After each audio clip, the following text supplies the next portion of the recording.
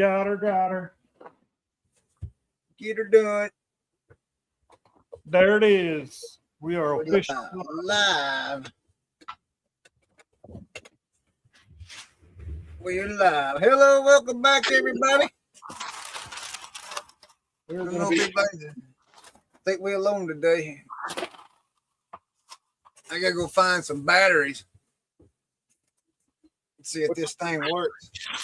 What's the test? I didn't know it took batteries.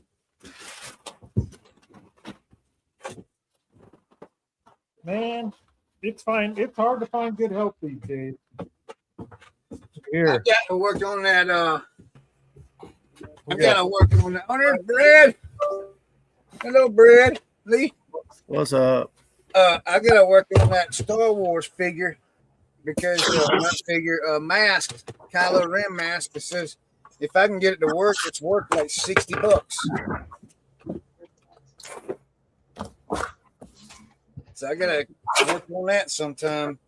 I don't think I'll do it today. It'll probably be next week before I get to it. Yeah. Yeah.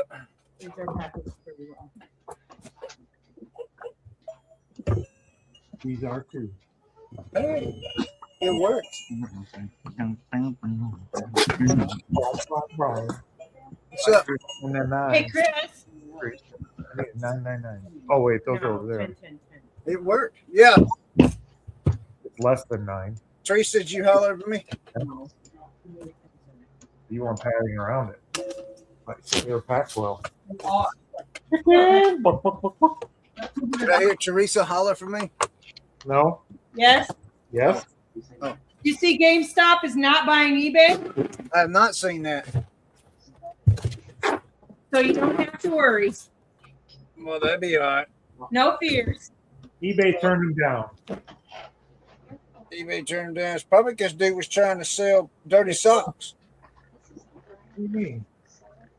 I'm supposing. Oh, Did all of you watch the guy's interview with Justin Resells? Yes. Yeah, I watched it. No, Yeah. You didn't watch that, Chris? no. You're talking bad about a guy you've never even listened to. Hey, Dang. look, Todd, on his secondary video, his afterthoughts video, he previewed Todd's comment right on the front of his thumbnail. Todd's comment. How Todd, about that? silver haired? What did Todd say? I don't know. Touch. It's on there. Okay. It's on the thumbnail. I didn't even look at the thumbnail. I'm gonna go look at it. I'm gonna go look at it right now. Who's YouTube page? Justin's. Justin Resale YouTube. Let's go look see what's going on over there. Go over and look at Justin's thumbnail. Oh, nothing else. He's getting some damn good press out of that. Yeah, good job, Justin. So he interviewed the GameStop guy. Yes. Job. I don't see it, Teresa. My thumbnail don't show it. Justin Resale. You talking about the not what I expected? My honest thoughts after interviewing the CEO of GameStop? Yeah. Mine doesn't have. Do you care about eBay resellers? Hold on, let me look. You must have had a test version of it. Hold on. He could have been. I see two different ones. I see one that says, "Do you care about eBay resellers?" for 3 days ago, and the other one's not what I expected. 21 hours ago. Right here. It's my honest thoughts after after my interview with the CEO of GameStop. It's got Todd's comment. What does Todd's comment say? I can't see it. Well, that was interesting. That's all it said. Well, that was interesting. It says what? It said it was interesting. That's all. Just says, well, that was interesting. Todd's famous, y'all. Todd's famous. And he's not even here to celebrate with us. What's up, Jordan? Brian Cohen's response to it. Why would Ryan respond to it? Reventure Goods. What was your name again? Reventure Good. Tad. Behind the bubble wrap. Oh, yeah. That's right. Sorry. I guess I'm gonna have to go watch this video. Yeah, I guess so, Chris. Yeah, if you're going to judge people, at least listen to what they have to say first. You judgy old judger. Judgy McJudgerson. Yeah, I'm judgy too, Chris. Mr. Judge-alicious. What are you talking about? Who's judging what? Little judge-a-thon. You and your little judge-a-thon. I ain't judging nobody. What are you talking about? You were saying you were sure glad it wasn't happening. About what are you talking about? Your own words out of your own mouth. Sure glad what ain't happening. The purchase of eBay. It don't matter to me if he buys it or not. Well, then why'd you say that? I didn't say that. You did say that. Hey, Spam. Hey, Chad. Rewind to the beginning of this show. Basically said how I do not believe I said that. When Teresa asked you, she said, "Did you see that it's not going through or something?" Or remember? And I said it doesn't matter to me one way or another. You said, "I'm glad." Where's our tubes? I'm trying to be. Well, yeah, okay, I'm glad, happy.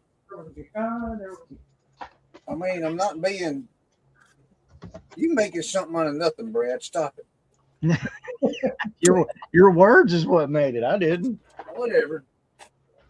You said it. Stop making something out of nothing. You got to own your words, son. You're a bully, Brad. You got to. It's right. Tell him, Corey. You got to own your words when you Tell him he's being a bully. Stop telling Chris he said what he said. How many times has Mason told you that words matter? I don't know. I haven't talked to him in a while. Well, you know what? Words are replenishable. Well, you got that right. There's more where that came from. I need one of them. I need some light back here. 406, yeah. 4-8. I think I did, didn't I? But they do fit in these. There'll be a light. And there was light. And Brad saw the light. But it was good. I don't know. I think for that whole eBay purchase thing, I had a really hard time getting excited one way or the other. It's one of those things you can't control. And I had a real hard time giving a crap. Either way. Yeah. I probably should care more. I just didn't.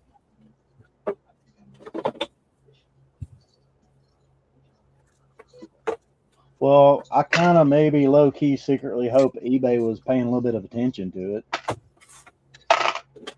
I'm sure they were paying attention a little bit.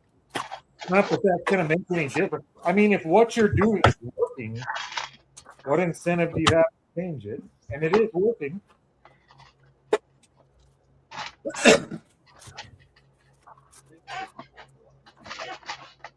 Hard to argue with the numbers.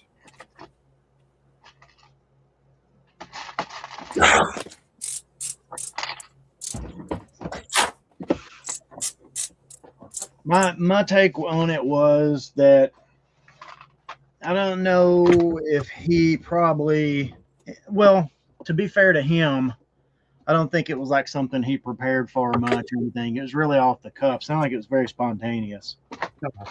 But Yeah, it was fun. I don't think he prepared.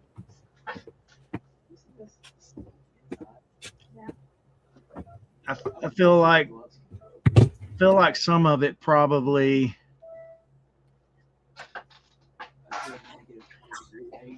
if he had more time to think about and formulate an answer, he might say some things differently. You think so?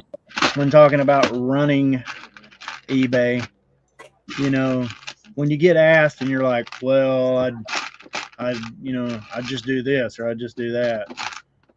I think he answered them the best way he could currently, because he really, I can't imagine giving a better answer to that, not knowing any more about how eBay operates internally than I know more about it or as much about it as him. Yeah, I think that's probably the thing. Like maybe he could have came off in that interview a little bit better if he'd have just been like, you know what, I really don't know the inside baseball, but Yeah, from what I see, here's what I think. yeah, yeah. He could see the outside like we can, but nobody really knows what's happening in the room. So it'd be very difficult to answer that any different than he did, other than, yeah, maybe it would have been nice to hear him say, you know what, I just honestly don't know. Yeah, I don't know is a really good answer sometimes. Or saying I don't know because I don't know what it looks like on the inside.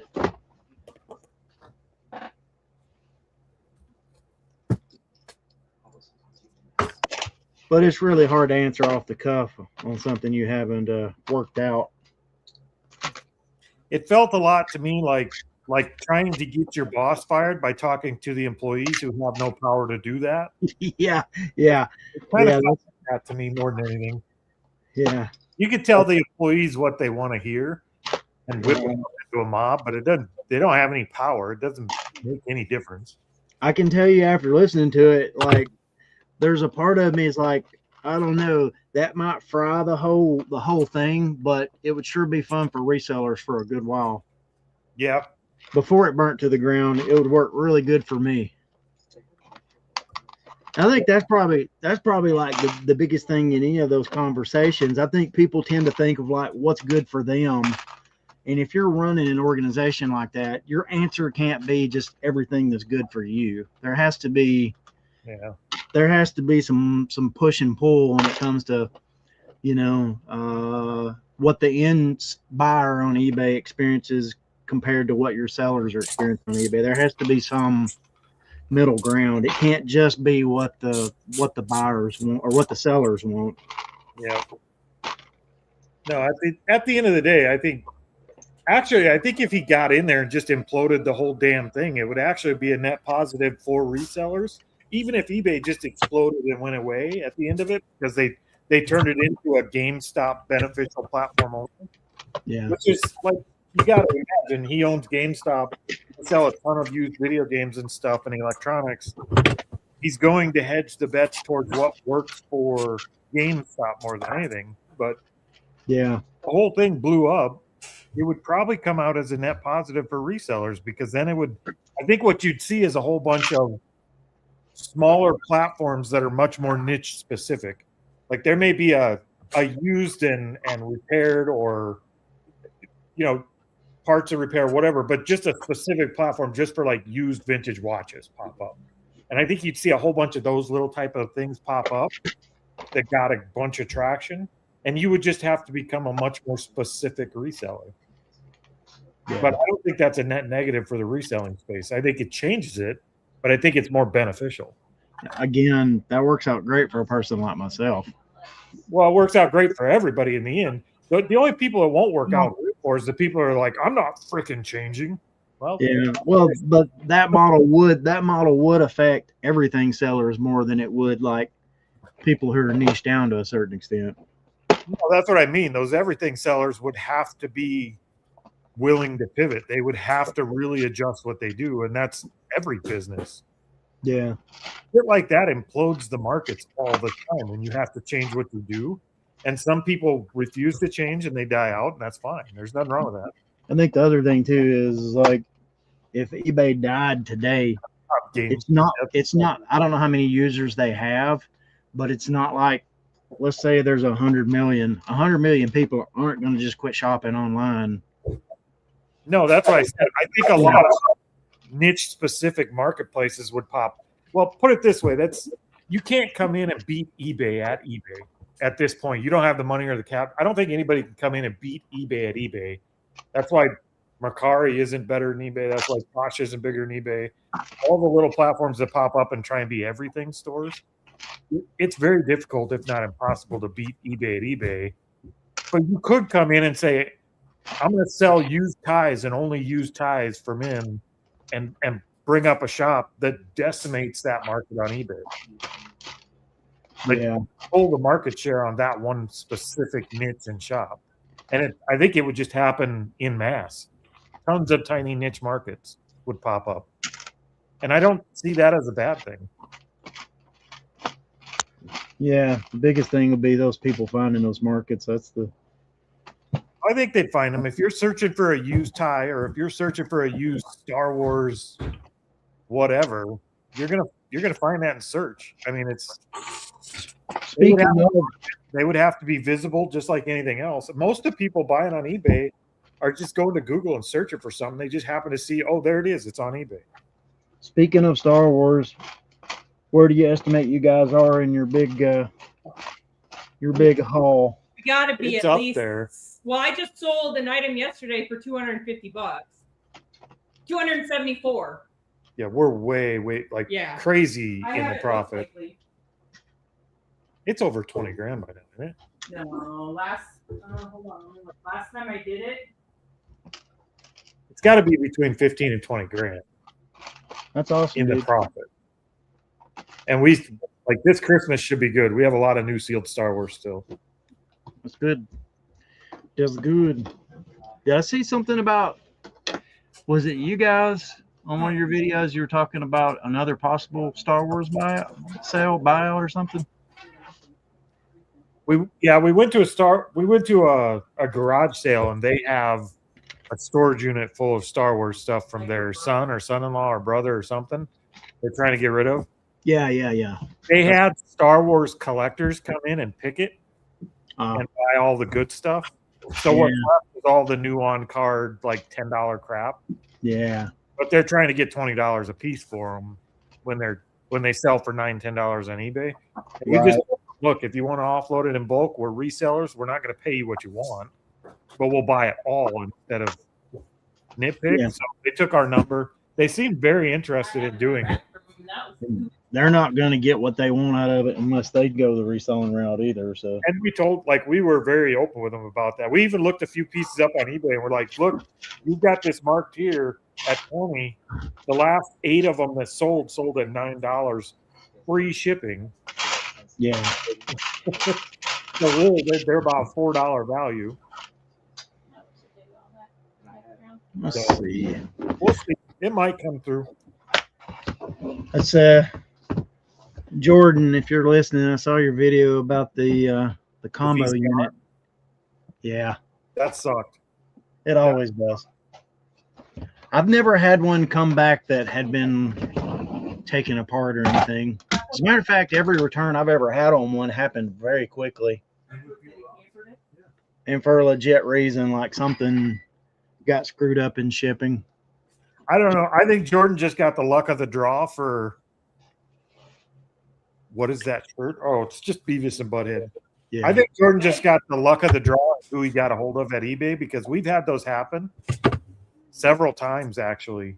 And eBay has always just said, fill out this affidavit and don't refund him. Like, we'll take care of it. Like, we've never lost money on one of those. We've never had to do a partial refund. Did they not let him did they make him refund? They made it. I think they made him refund half of it. Yeah. You know, the only units I've ever had returned were returned for actual reason, but they were always heavy units. Yeah.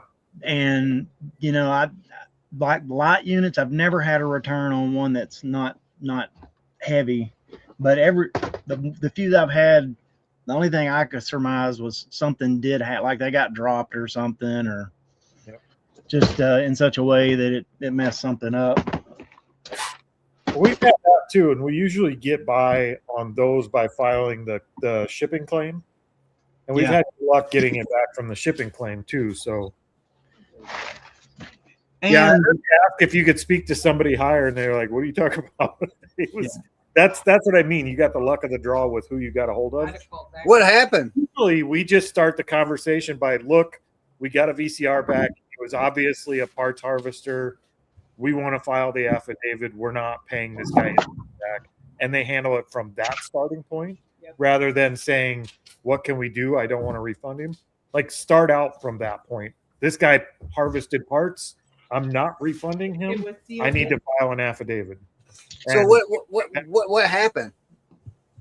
Somebody bought a VCR and took parts out of it and sent it back. Basically, I mean, how did you know the parts were out of it though? He had his safety tabs on it, Yeah, safety tabs on it. Good job. Good or job. the non-tamper tabs. Although seeing how they resealed it on there without breaking the tab, I think he's actually right. They kind of muted those. It'd be very hard to prove that.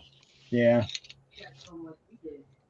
Well, honestly, again, and here's where the conversation with Either the way, they shipped it back broken. Yeah. With no packing. Even if they didn't take anything out of it, we would have still got our money back because of how they shipped it back. Yeah, I had that happen one time on a big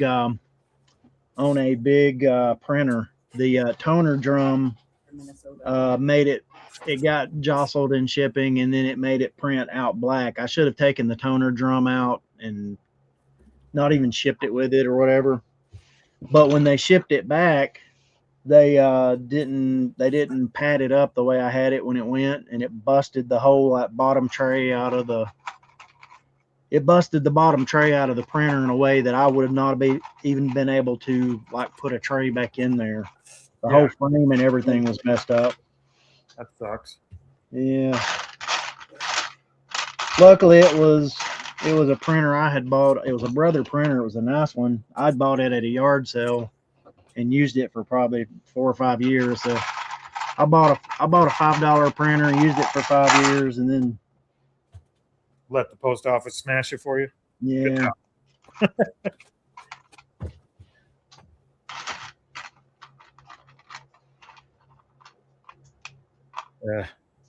Hey, Ken. Well, looky here.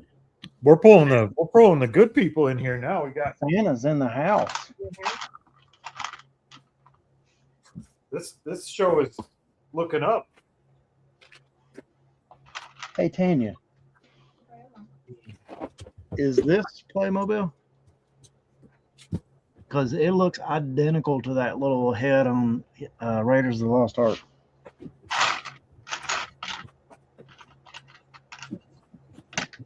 I don't know. You've never seen this before. Well, here's another one. I ain't never seen it before. You know the idol that he replaces with the sand? Yeah. Hi, Tanya. Hey, guys. By the way, happy Mother's Day to all the mothers out there. Thank you, Dad.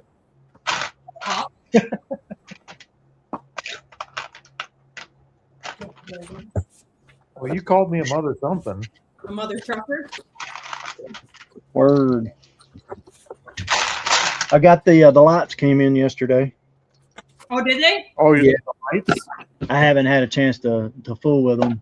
I just dropped them off at the church this morning. I put those little ones for quite a while when I took them in the house to test them. There's all kinds of little light settings on that. Yeah. So the way we use them is they're plugged into a computer system, and they're ran with a light program. So all of those things are ran from the computer. Whereas if you manually set it, you have to set it and forget it. Yeah, you got that one functionality out of it. If you run it through a computer program, you can program it differently for each thing you use it with. So for each scene you have.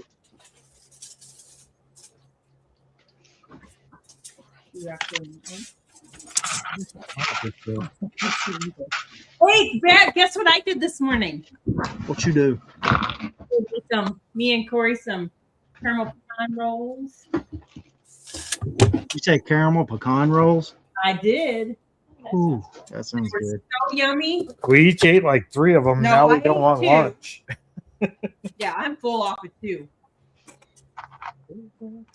Yeah, something that rich. I Make was me not hungry for a bit.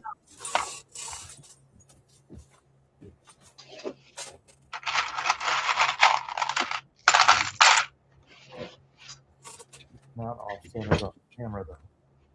There's one big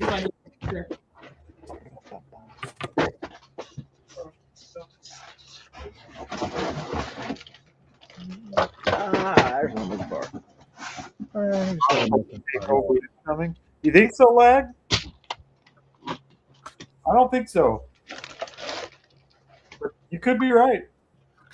I mean, that's his only option, right? They told him to kick rocks. We're not selling. That's really his only option. So I don't know. I don't think it's going to happen, but it could.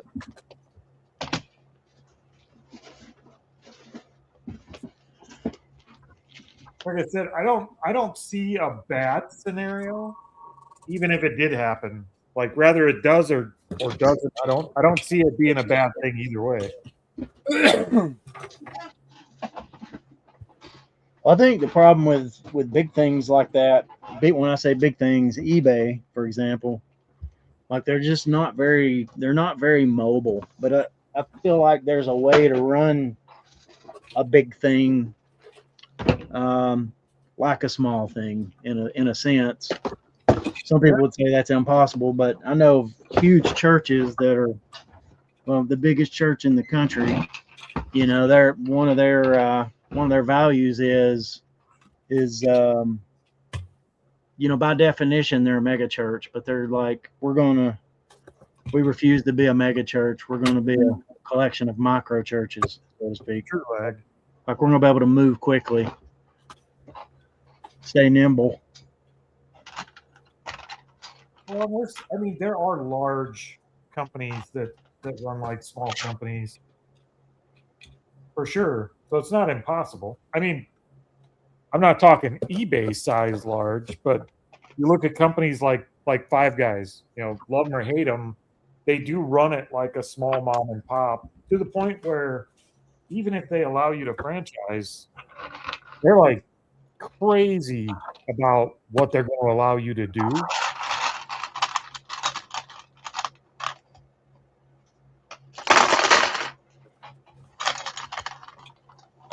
So I think it's totally possible.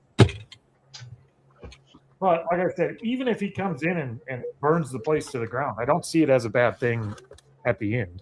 I think the way it happens, it would be an uncomfortable adjustment for people. But I'm not adverse to uncomfortable adjustments.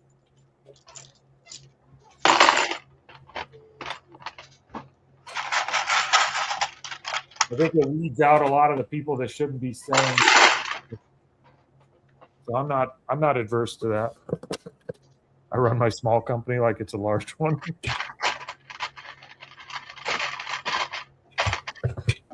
I think we all do that to an extent, lad.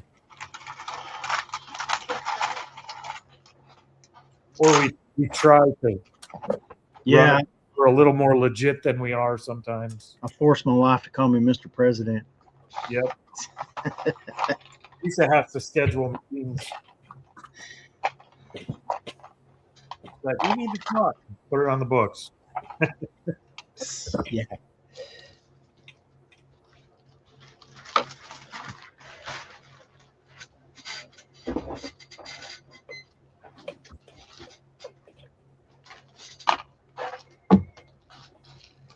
I mean, who hasn't run a small business and somebody calls and you're like, yeah, we're going to take care of you. Using the royal we, like you have a team behind you. Like, yeah. That's just a natural thing to do, I think. Or you send them an email that says something like, our business hours. or our politics. Yeah. I've done that before. I know. That's what I was referencing for fun.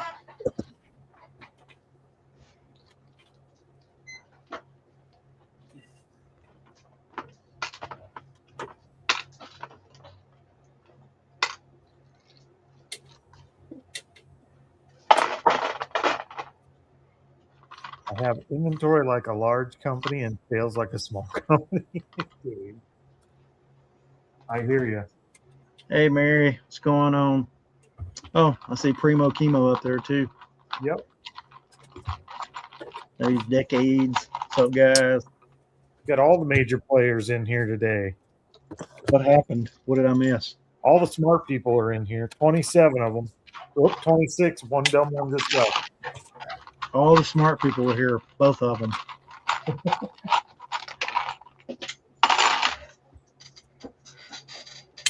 Wait, there's 3 of us on this panel. You guys, Mary, you guys got any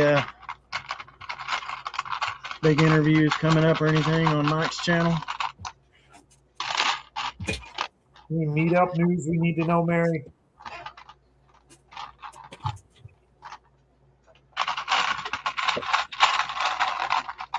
Yeah, keep us in the loop. I saw they put out a post on some like traveling meetup or something in Florida. Somebody's like road tripping meetup. I don't know what's going on with that. There was even a Mike Metco coupon to get a ticket, which was actually that's the first time I've seen that happen. Good on you guys. That's big time right there. Coupon sponsoring. Special. I think Matt's meetup finished. I'm surprised he's not here today. I don't know how it went, but I saw he was like they were taking pictures and stuff down there or up there. I think he's traveling to New York with to like talk to some people about the card. So he might actually be on the road.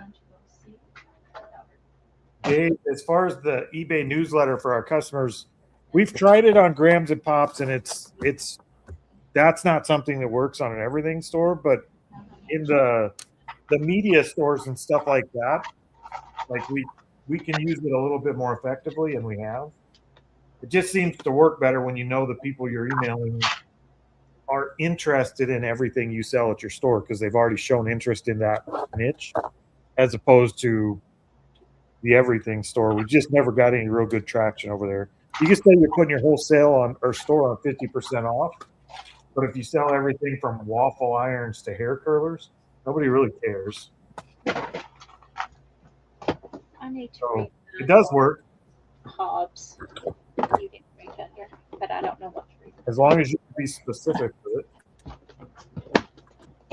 Yeah, I just a second, Tanya. I think I got the numbers right here. Come here. Hey, does anybody know where Kat's been? Cat who? Yeah. Swift? Is it Swift? It's in California, but I mean, has she been in the shows at all? That's how much we're supposed to refund her. Who are you talking about? The difference between the two things she ordered Never mind. and what she paid. Chris, who are you talking about? Are you talking like Nurse Clipper Cat? No, he's talking about Cat that's in here. Cat Swift. Oh, Swift, yeah. Why, did your one buyer go away? No, I was just wondering. I remember her saying something about she was going to be gone for a couple of weeks, but I just couldn't remember where she said she was going. Those Whatnot shows got a little rougher when she went away, huh? No, they didn't. We actually found out something yesterday with ours. That we found out yesterday that there is a big market for plush on Whatnot, and I had no idea. By we, you mean the company? Yeah, the company. Yeah. The company found it out. So we sent an email out to all the employees to look for plush, and with the there you go, and the particular ones that they needed to look for. So there you go. That's the way you respond. That's the way you respond to that. You just play along. So you have your team in search of Jellycat now. Are you? I'm going to tell you something. I had no idea about Jellycat until Tammy told me like 3 days ago, and I'm like, what? And she says, look at this. This thing sold for $400 and something. Yeah, and I'm Jellycat, like, no way. And we've been buying Jellycat for years. Look, she said she showed it on Marketplace, Facebook, and I said, that's got to be AI. Somebody's lying. I said, the way you tell is look that particular one up on eBay and see if that's what it is. And sure enough, she found it on eBay where it sold for $400 and something. And I was like, holy cow. It was some kind of lamb. But I don't ever see Jellycat. I've never seen it. You know, she's told me before, if you ever see it, pick it up. But I've never seen it. That's a rarity. They don't usually sell that much. I mean, they're not all good like that. Yeah. See, Dave Dickens says every one I found sold for $10 to $12. Yeah, a lot of them do. Yeah, I'm sure a lot of them do. So we was told in our Whatnot show what to shop for, what to look for.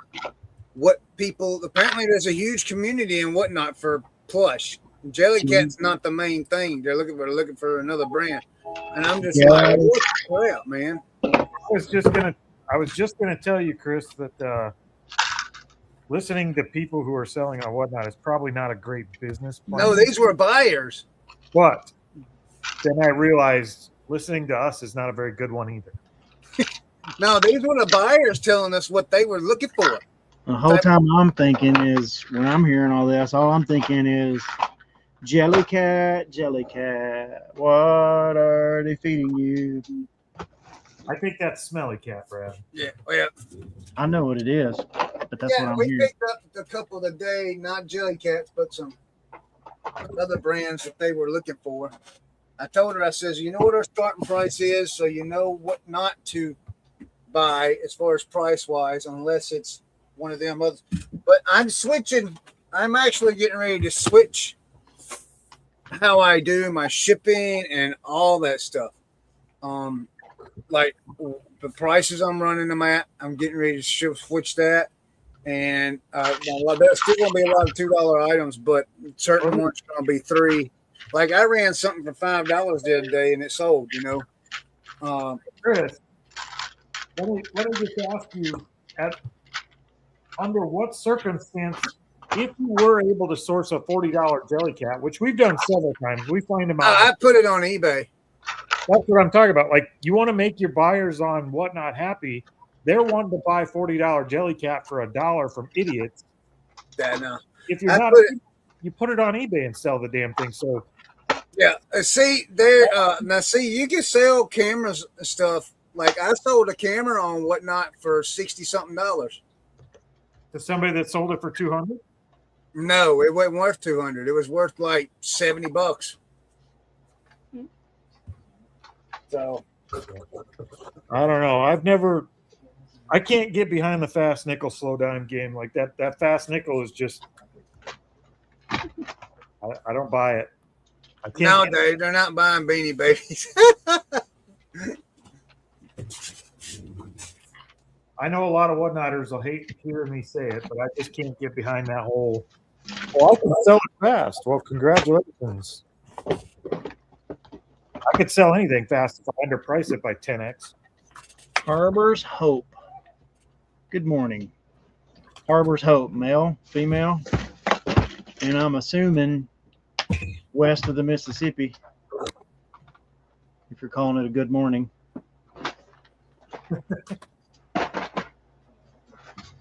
It is 1:07 normal time.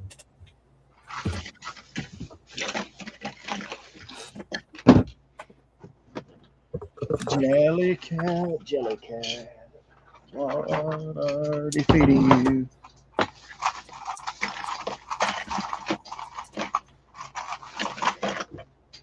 Jellycat. You know what, Brad? I'm confused when you were singing that. My brain was on a different cat song when you were that's from Phoebe on Friends, right? Yes. Yeah. Smelly Cat. I was thinking the kitty song from Big Bang Theory. What the heck do they sing on there? Sheldon's cat song. I don't know. I've never seen that show. Seriously? Seriously. Wow, you gotta go watch that. It's pretty good. Oh, now it's gonna drive me nuts. Soft Kitty. I think it's Soft Kitty. Soft Kitty, warm kitty, little ball of fur. Not familiar? No, Oh. but I love it already. There you go. You gotta go check it out. It's what they sing to Sheldon when he's feeling under the weather or sad. I used to watch Big Bang Theory every day. I love it. I even went back and watched Young Sheldon, which was pretty good too. I'm trying to think of which one that is. The How I Met Your Mother's one's got Doogie Howser in it, right? Yep. I think so. I've never really watched much of. I've caught episodes here and there, but I haven't watched much of it. That's the one that pops in my head when I hear the other one you're talking about for some reason. Big Bang Theory? Yeah. Is Big Bang Theory, is that the one with Ed O'Neill in it? It's got Sheldon in it, the Cooper. autistic guy. Kid in it that played on Roseanne. Which one you cut out there? It's got the kid on it that played on Roseanne. The younger girl's boyfriend on Roseanne. You ever watched it, Daniel? No. All that TV you've watched, you never watched that show. Man, I'm telling you, treat yourself. Go back, binge watch Big Bang Theory. You'll thank me later. It's a good show. I think that's the one Jody's into, like real big time. And then if you do like it, there's a spinoff called Young Sheldon, where it's Sheldon Cooper as a child growing up. That's pretty good too. Actually, there's a second spinoff now of Sheldon's brother. I don't remember what that one's called, but it's all right. It was a pretty good show. I'm just biding my time waiting for Silo to come back out now. Silo? Yeah. Although right now I'm watching From. I don't know if you've watched that. I don't think so. It's kind of a puzzle box show, kind of like Lost.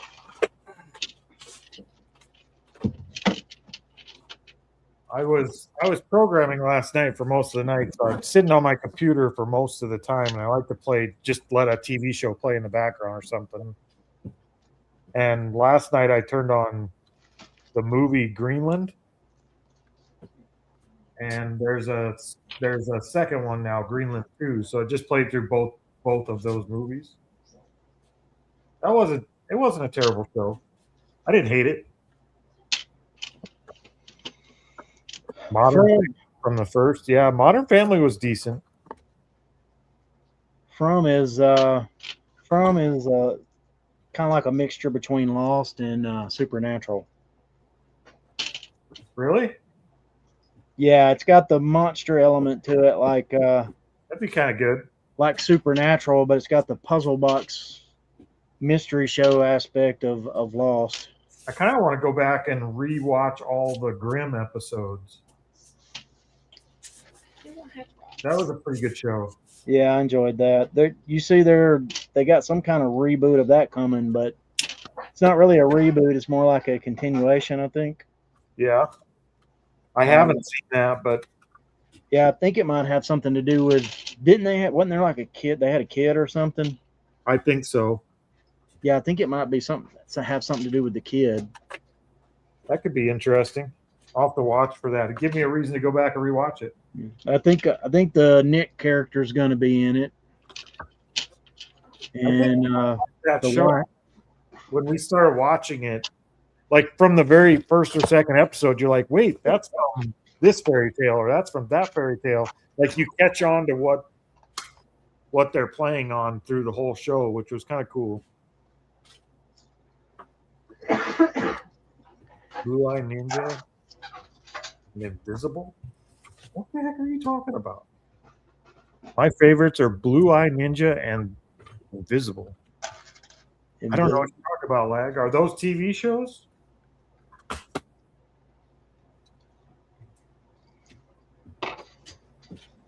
Shows.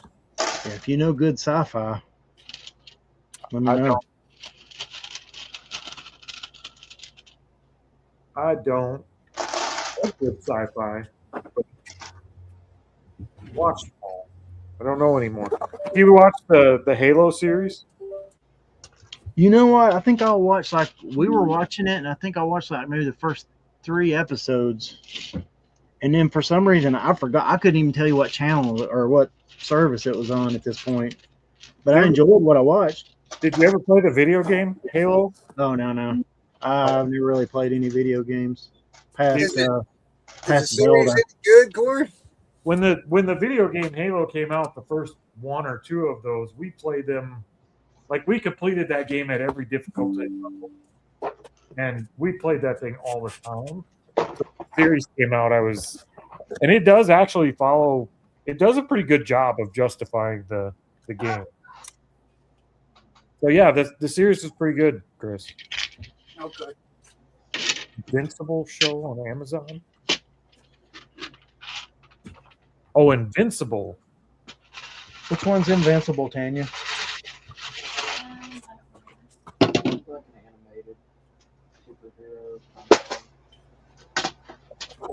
Halo is trash. Sorry you didn't like it.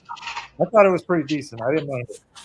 But I'm a Halo fan, so Who said that? baseball. That's okay. You don't have to like it. Trust me, they are awesome.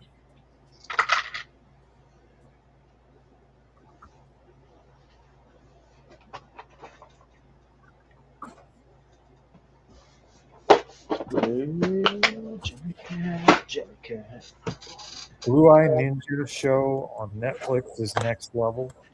That sounds interesting. I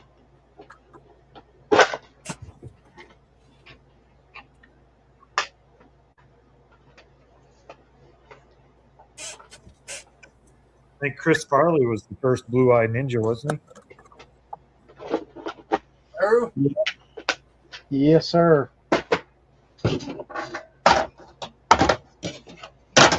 He had to rescue Nicolette Sheridan. I remember that.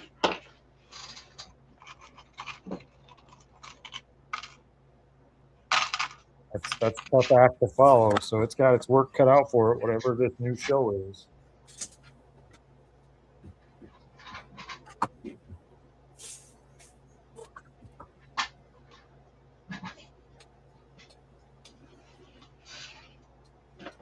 Did you watch the documentary on Chris Farley, Brad?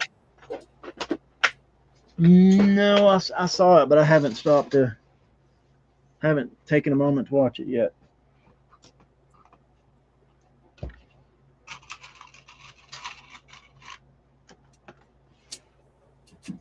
That guy was an absolute train wreck and falling apart from the day he stepped into Hollywood. Yeah. He was destined to self-implode. Yeah, it's sad. It was sad because I like Chris Farley. That's the one that's got his brother on it, right? That looks just like him. Yeah. Almost. Yeah. Yeah, every time I see it for a second, I think I'm seeing Chris Farley.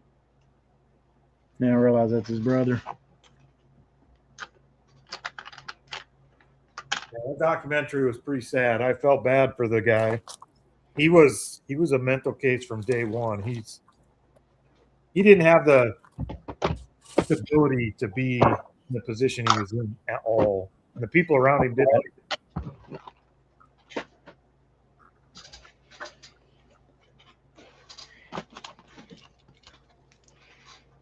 Yeah. Judge someone for having overgrown ear hair. Uh-oh. Who? Should I be self-conscious? Do I have overgrown ear hair? Is That's it Chris? Chris. That's Chris's beard. That's Chris's beard. What? What's going on? Well, you'd know if you were participating. Sorry, I'm listening. You're not supposed to be. You're on the show, idiot. Thought we were supposed to be listening. What are you doing? Supposed to be giving you therapy.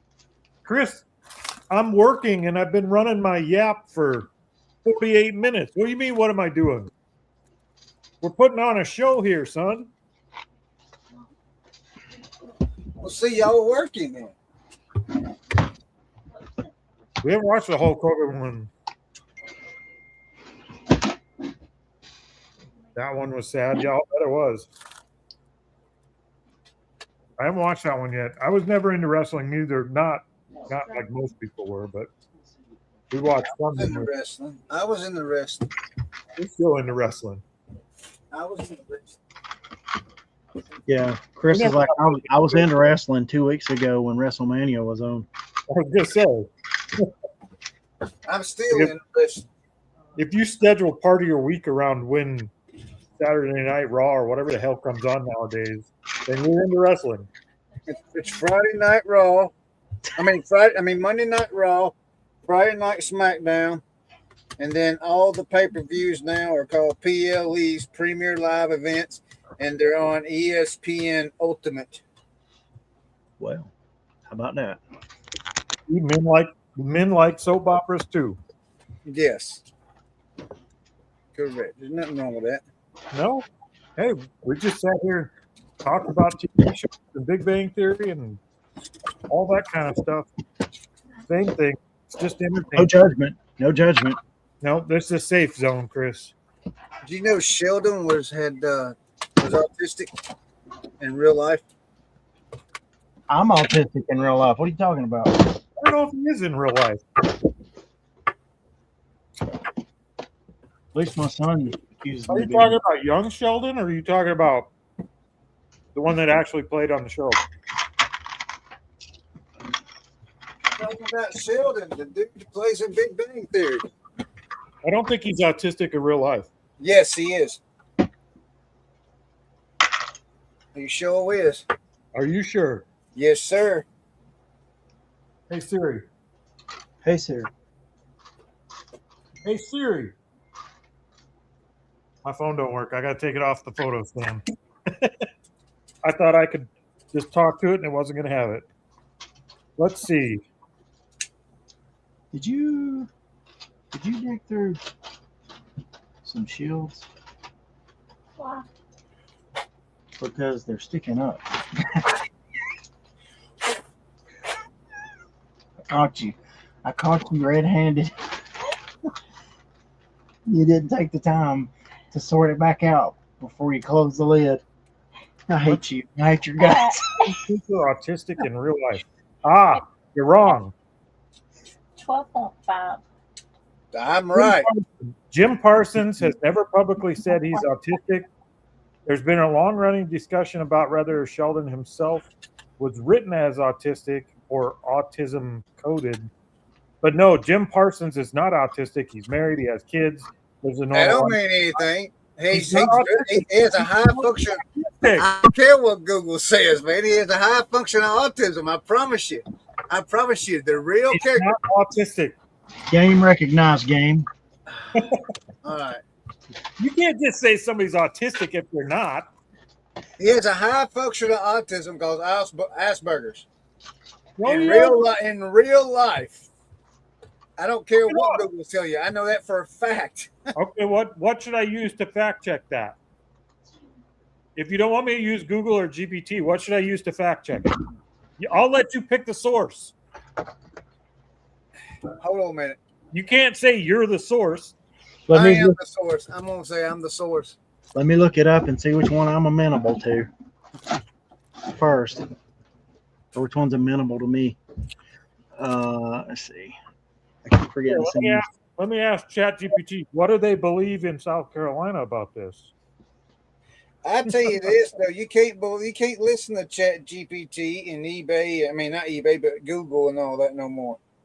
I agree that you can't just pick a source and then buy into what it says, but I'm asking you, you can still fact check things.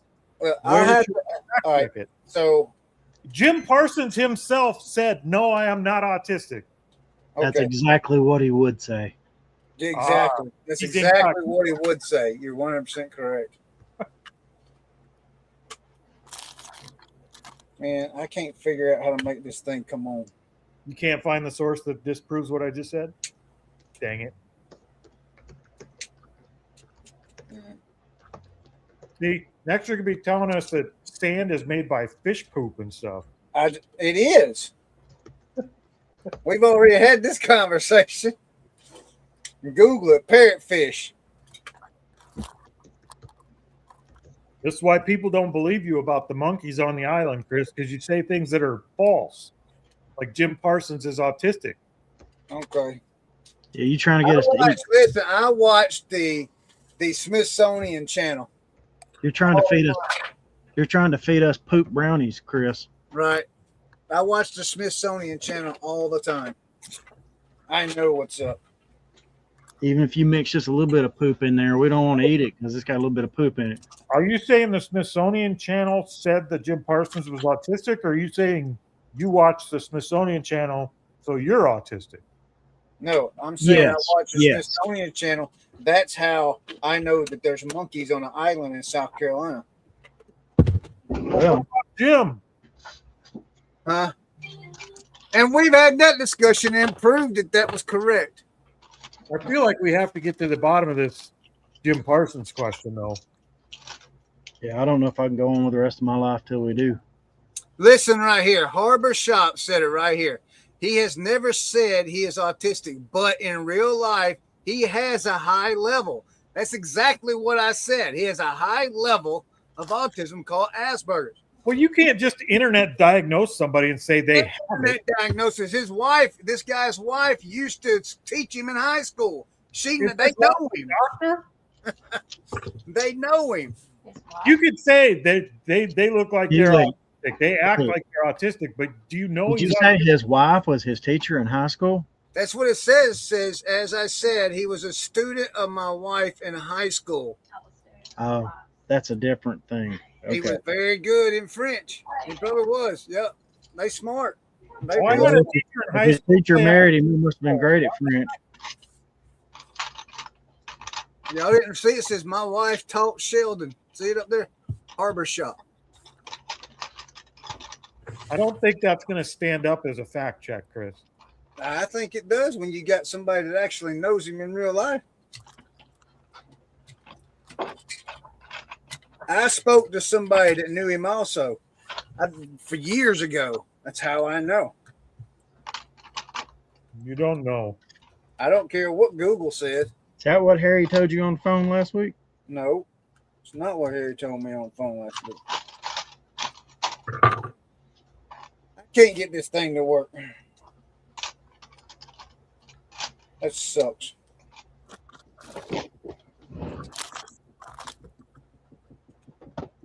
See, and now it's even on back. Oh, there it goes. Actually, you're part right, Harbor's Hope. He is actually married, but he is married to a guy, Todd Spywalk. Just because you're autistic don't mean you can't be married. And nobody said that. I said he was married and had some kids, but he actually doesn't have kids, but he is married. I mean, look at Elon Musk. Elon Musk has got a herd of kids. So maybe Yeah. that's what you're seeing as autistic. He's not autistic. He's just gay. It don't matter if he's gay or not. Maybe that's what you're seeing, that he's a little off. No, Typically, gay people don't produce children.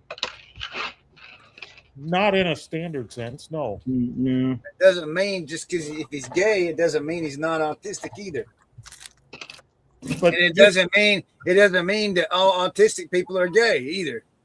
nobody said that. I just want to make that clear because somebody will turn that into a daggum Dumafachi right there. Go ahead. Look, Well, we don't want any Dumaflachis, that's for sure. cancel this show. Somebody please cancel this show. If you want me to get increasingly outrageous, Hey, Brad, say crazy things. Memphis Grizzly forward Brandon Clark dies at age 29. Dave, Do what? Do what? I didn't catch any of that. Memphis Grizzlies forward Brandon Clark dies at age 29. Oh, that's basketball. Yeah. But that's sad, but I don't watch basketball, so I have no idea who that is. Oh, okay. Dave, I still want to get to the bottom of this. I still want to know, how do I fact check, is Jim Parsons autistic? Because everything I found says no, he is not. Yeah, because he doesn't admit it to the public. Well, ask him if he has a train collection. There you go. That's a good Call one. him up. That's it. Let's call him up. Let's call him up.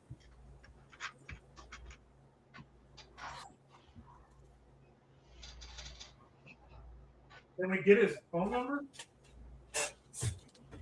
Oh, jeez. I'll ask GPT. That thing's gonna be hard to list. Somebody watching is going like, wait, I have a train collection. You have a what? There, but they're not mine. A train question? I like turtles. Let me go get my son. If you want to ask about a train. Oh, so you got an autistic son? Yeah. Austin, y'all didn't know that? I didn't know he was autistic. Yeah. So is. CPT said they will not give us Jim Parsons' personal contact information. Oh, Scott's here. Scott, help us out, buddy. Oh, there's Scott. What's going on, Scott? Man, I'm trying to pull I'm pulling inventory, and y'all got me singing Soft Kitty. Y'all suck. How do we get a hold of Jim Parsons? Run around naked. How do I know? We got to get to the bottom of this.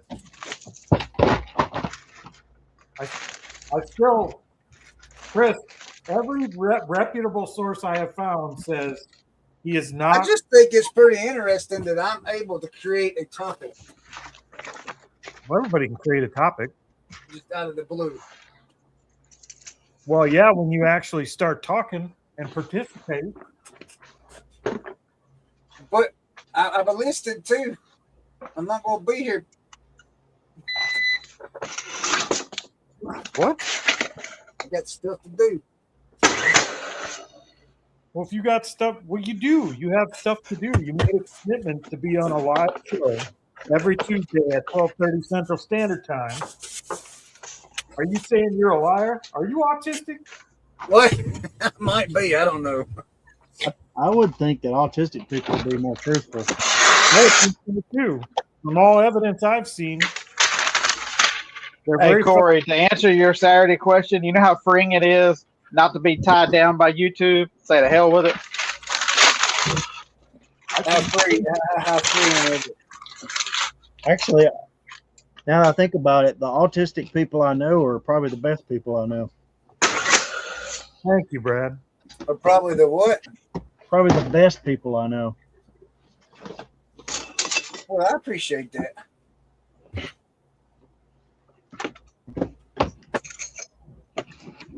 Well, I hear you, Scott.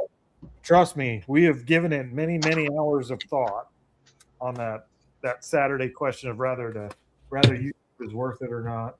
I don't know. Did I put on there? I was the only one who said punt. Did I catch y'all for telling y'all to quit? No. You just triggered me when you said YouTube, Scott. There's a flea market that I saw somewhere, but it's in North Alabama, and like I looked it up I tried to look it up on YouTube, see if there's any like reviews of it, and one of the videos from your channel popped up. You're talking about Dog Days? Dog Days? That might be it. It looked like the skankiest. It is. So it's you go down a long road to a field, and it's just, man, it is. Is it like yard sale people or pure flea market people or? It's only good on Labor Day and Memorial Day. Other than that, it's just kind of your flea market. I mean, flea market people would be an upgrade. Like I don't want to be mean, but it looked like super trashy just to be like real plain spoken. It looked like my town bad. It made. Hey, I know a flea market out there that just started up. It's called. Hold on, let me look at it. Well, then I captured it correctly then. Okay. Yeah, I thought about driving over there one Saturday morning. It's in Talladega. It's only on Sunday, so don't drive on Saturday, for God's sake. Well, see, that's how the video was. It said something about Sundays. So. Yeah, it's only on Sundays except for Memorial Day and Labor Day weekends. Then it's Friday, Saturday, Sunday, Monday. The one I was watching said Saturday, but it was like it was because it was one of those special weekends. I made that video. So are we going to let the autism thing just slide? We're not going to get to the bottom of that. Chris, are you going to admit you're wrong? No, because I'm not. When have you ever heard Chris admit he was wrong? I'm wrong sometimes, but this time I'm not. Close your eyes and tell me if you can imagine being wrong.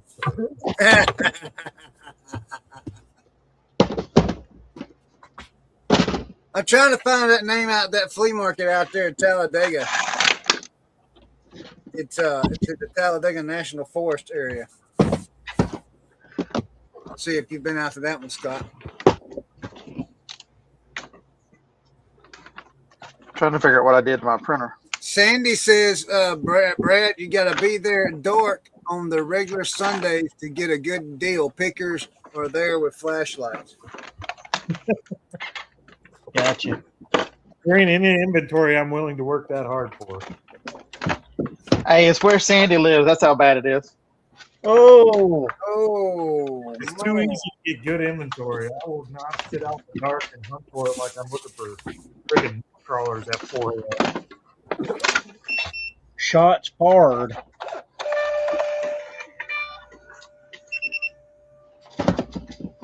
Come on, you piece of crap. Jared, what are you doing with your newfound freedom?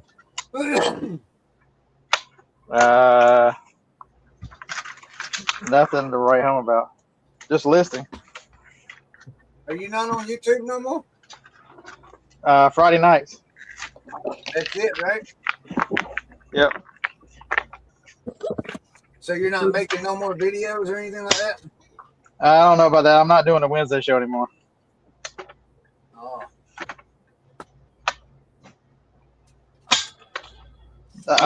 If you go look at some of the videos with the end of the Profit Playbook podcast, and the way people are just so hateful, you know, I'm like, why am I trying to help?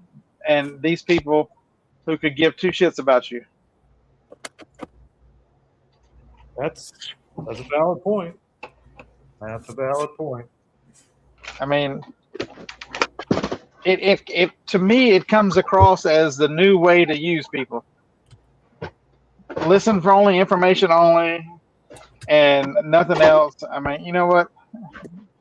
Go get it from somebody else. I'm tired. So what you're saying is you lost the ability for you to get anything out of it. If you're doing it and the people are the only people getting some out of it, it becomes very, very lackluster very quick. You have to be getting something out of it too. You lost the joy, Scott. You've lost that love and feeling. Oh Lord. I'll tell you what, there's a lot of Fridays when we get ready to record the Saturday Shop Talk where I'm like, why am I here? Talladega Rose Flea Market. You ever Wow. heard of that, Scott? I have not. Yeah, that one's out there at Talladega. You sure it's in Talladega? Larry McReynolds calls it Talladega. That's the one that Packback and them run. Fatback. You mean McSwain? No, Packback. Remember him, Brad? Mac? Oh, Pac-Mac. I got you. They run that one.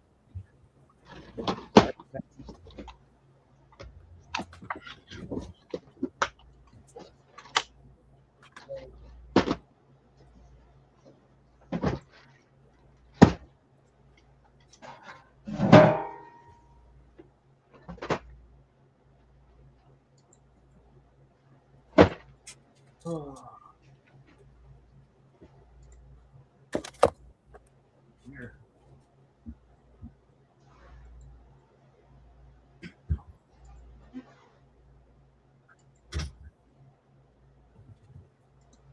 Your wind is crazy out there today.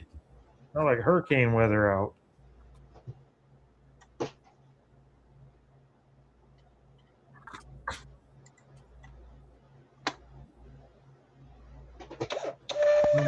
Photographs that I know what to do with. I'm gonna have to start listing some of these rather than take a picture.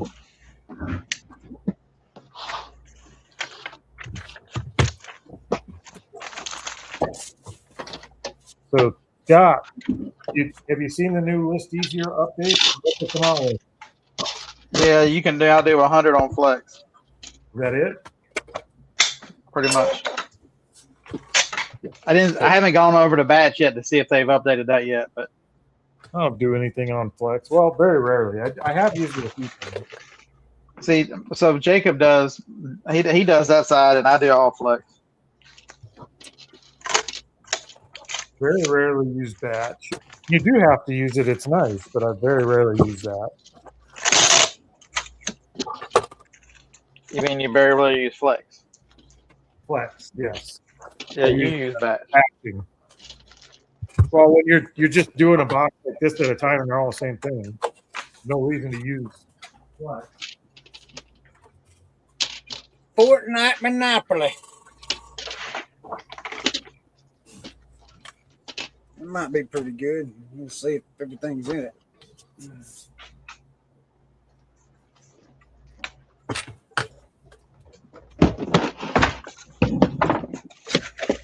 Yeah, but that Dog Days flea market, if it had a different owner, somebody who could develop it, it's got great potential because there's nothing around here. But man, that guy don't care anything but just taking every bit of profit he can out of it. And he didn't. The first time I went out there, he decided that it was a Memorial Day weekend or Labor Day weekend that he could put 3 porta potties out there and not empty them for 3 days and have thousands of people out there. You know how bad that was? Oh, I bet. That's the kind of inn you see all waste and no liquid in. That's the first thing I thought of was that one in West Virginia. Yeah. It gives you the reason why they call them a honeypot. Ooh. Well, on the plus side, keep some of the normies away. So it gives you an opportunity to find something cool. Well, if you're selling, you don't want that. But if you're buying, if you're selling, you want more people. But if you're buying, you keep them away. Yeah. Sandy asked if you did the Highway 11 sale, Brad.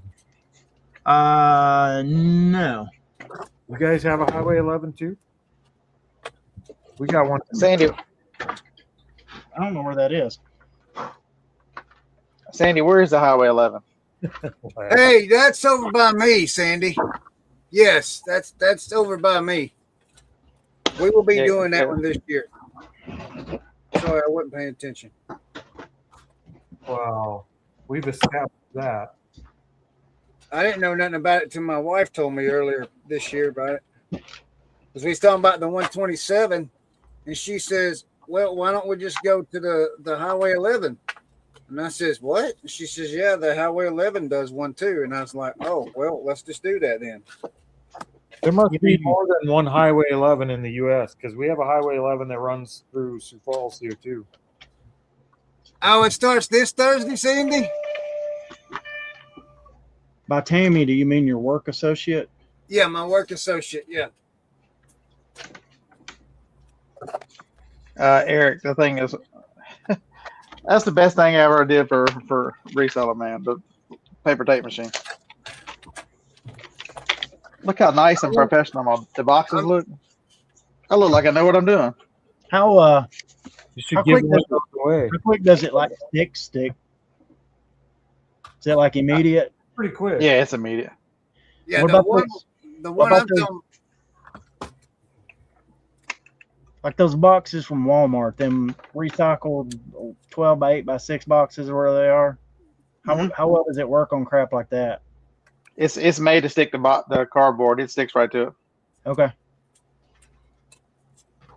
Sandy, the one I'm talking about comes through South Carolina, goes down through Walhalla, and goes. Valhalla. and I think you shoots- got to die to go there. Shoots over in Georgia, I think, but it comes down through South Carolina.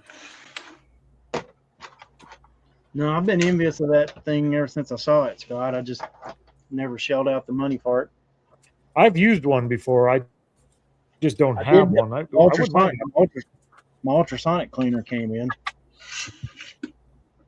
What are you using to clean? What are you cleaning with that?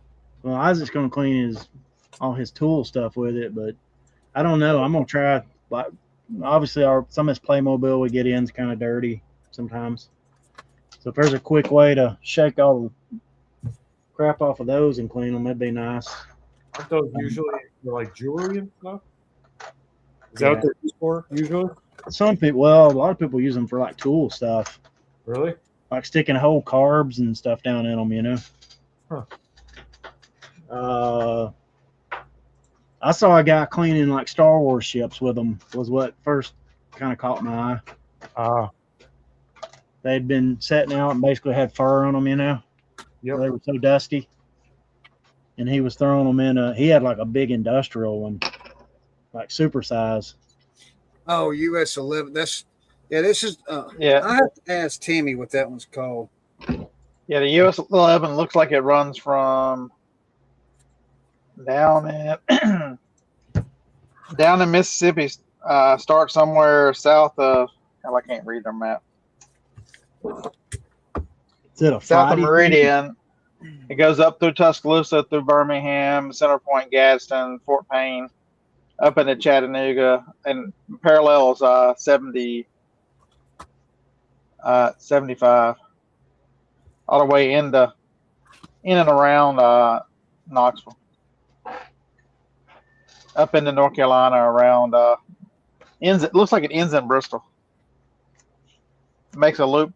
It comes off and splits in Greenville, goes to Bristol, but also you can go the high part and go through Kingsport. They call it the Antique Alley. I've never done that one. Sounds like a good one to do. I asked Tammy. She's gonna message me and tell me which one she was talking about. Then I thought that was it.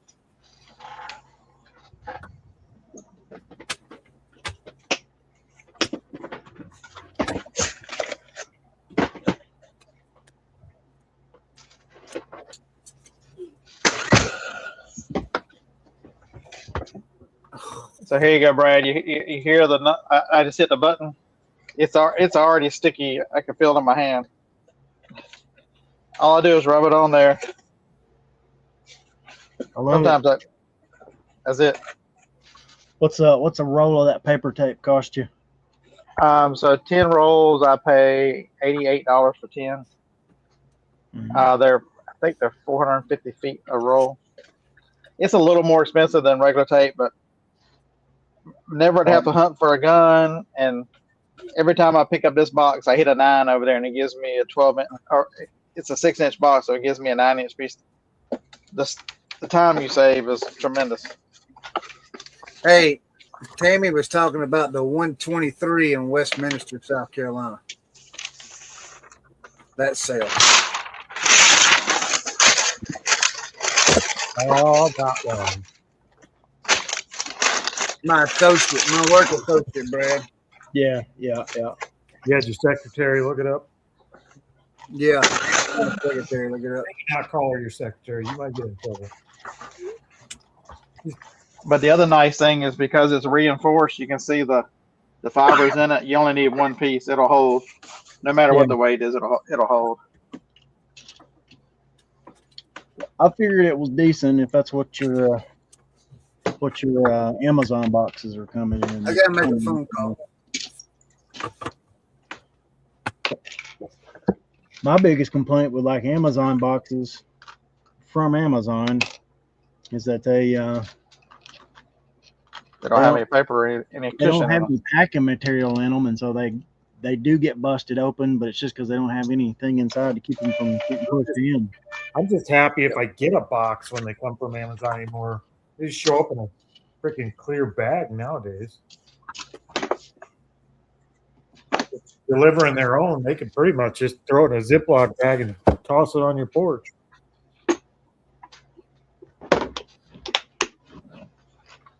The packing certainly isn't the best, but I guess if you look at it from their point of view, they're literally packing it at the warehouse in Sioux Falls, throwing it on a truck that they own, having a guy that they pay drive it to your house.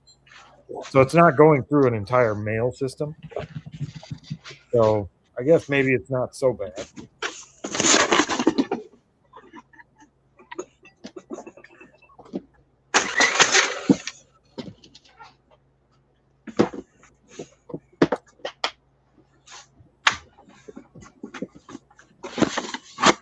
Eric, I'm gonna see how many times I can press it so you can think about it. You remember what you paid originally for that? $1 billion. $1 billion. About $4.95. That's about what they cost now. So I had a manual one, and I think it was like $140, $150. It did all right. I just decided I wanted to.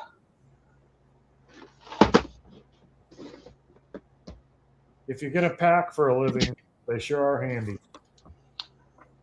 Like I'm too lazy to even turn the stupid thing off. I just dry up. I don't have any problems with the water.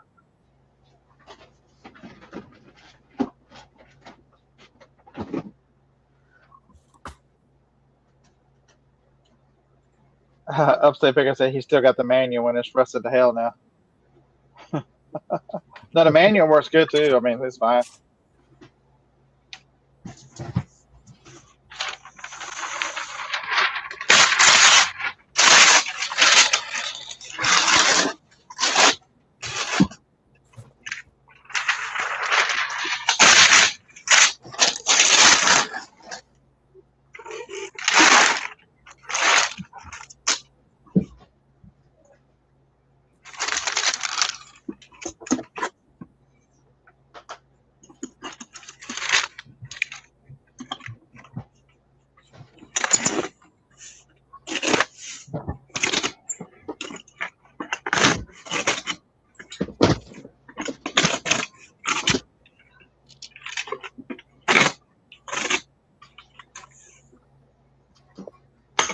All right, lag.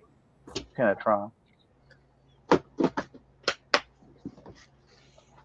That sounds like something that you use for other things. I don't know if we should elaborate on that. All right. It's taken care of. Jeff Bezos had a bell go off for every sale back in the day until it became a solid beep. Yeah, that would be. Can you imagine having notifications turned on your phone for every time an Amazon sale came through? Like for all of Amazon?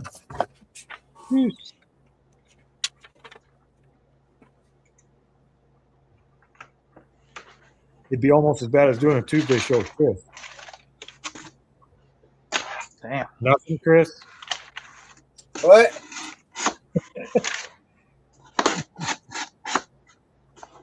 What's going on? I'm trying to make fun of you just to get your attention. You ain't even paying attention to make fun of Yeah, you. I'm trying to see how many pieces this game's supposed to have to make sure that I have all the pieces.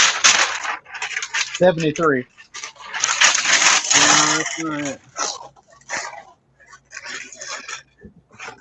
46.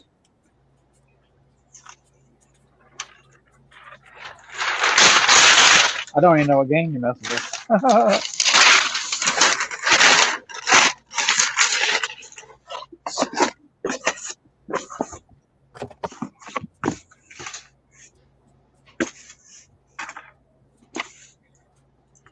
What did y'all do to Dave today? I don't know where Dave's at.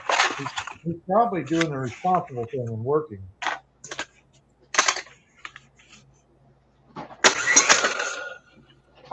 No, either that or he's sleeping. I don't know. No Dave today.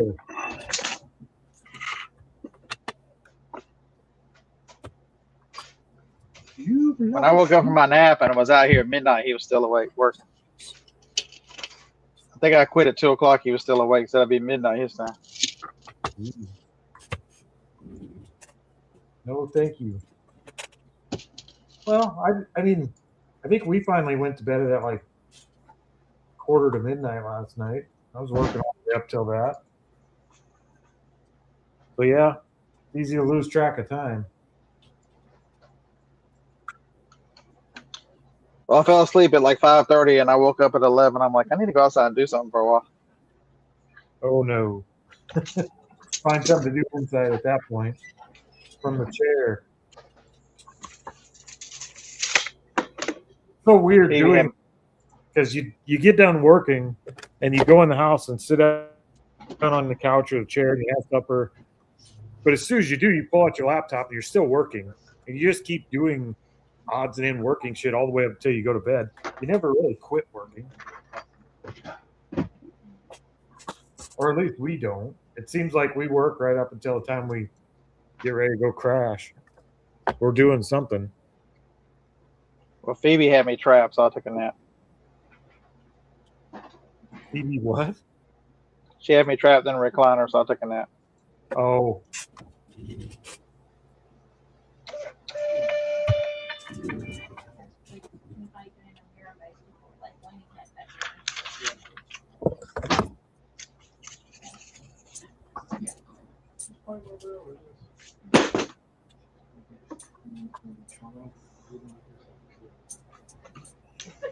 When we get done here today, I'll have to go edit tomorrow's video, and then I've got a couple sport tickets to take care of, and that's then we got to try and list 200 of these CDs on the eBay listed instead of just photoed for a change.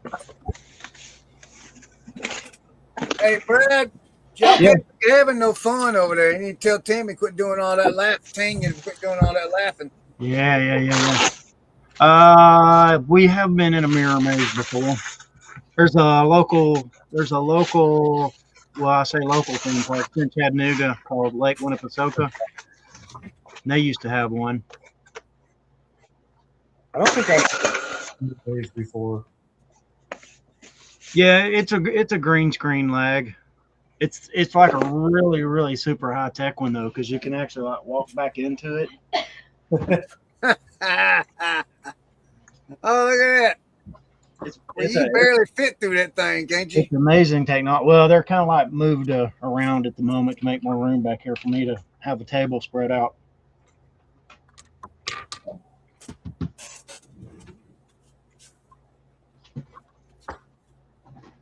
The worst part about staying up all night and working until you go to bed is it's harder to get up early in the morning. And early in the morning is usually when I get my best work done. Probably from like 6 to 10 is like when I'm most. So It gets real tough to get up at 6. I kind of accidentally was doing an experiment last night because before the powers that be corrupted our world, nobody slept you didn't sleep for 8 hours straight. You slept for 4 hours. You got up and did something for a couple hours, and then you slept 4 more. And I forget they used to call that the golden times or something hour. And there's like supposedly Shakespeare wrote every play in that 2 hour period of the day. Which 2 hours that? Between each of the 4 hours of sleep when you're up for 2 hours and go back to sleep. Shakespeare wrote during the golden shower. No, not the golden shower. That's the wrong story.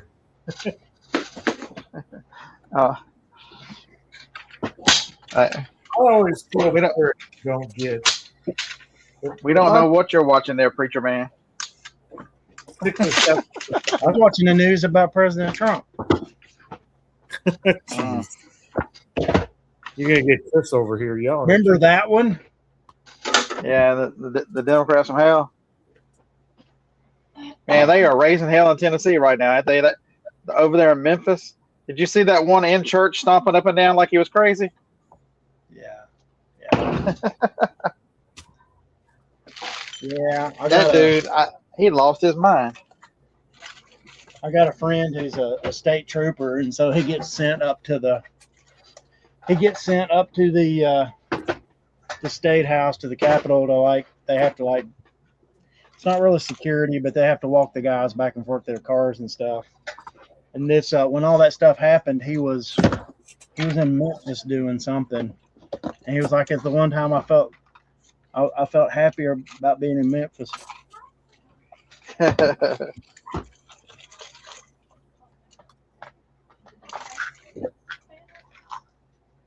Yeah, they were pitching a fit for sure.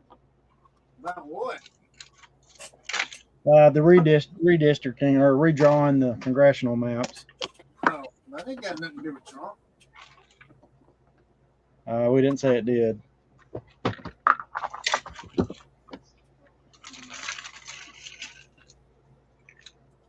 Go back to sleep, Chris. All right. Your autism's flaring up.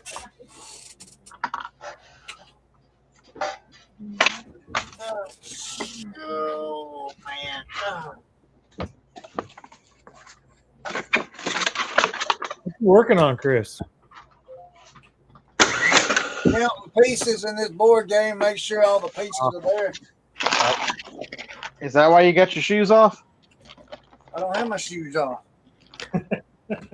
Crap you talking about? 9, Are you trying to be funny? 4, 11, 16, 12, 36. 14. 7, 3, A, B, C. 72. 90. Hey.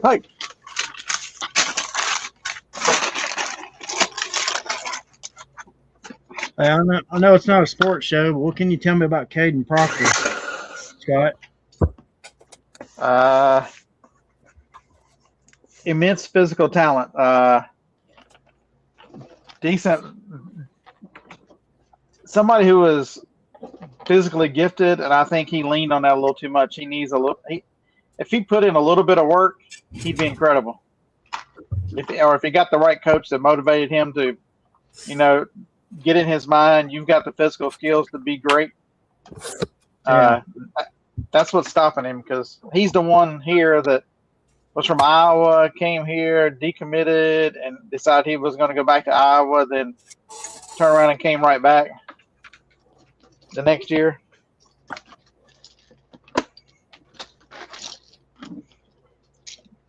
Good kid. I mean, great family, good kid. Looks like a hoss of a man. Oh my God, he's 6'7", 355, and athletic. Have y'all seen this? That the mayor of an affluent Los Angeles suburb has agreed to plead guilty of acting as an unregistered foreign agent for China in the U.S. Yeah, the Chinese spy lady. I saw that last night. I think I saw it this morning. Man. We're gonna hold that standard for the rest of Congress, because all the rest of them could be the same thing. Yeah, I know there's a couple of them in there at least. And it don't matter what side you're on; they're all the same. If you go look at what's his name from South Carolina, between him, Lindsey Graham, and that what's the one out of the one who's got the Chinese wife in Kentucky? Oh my God!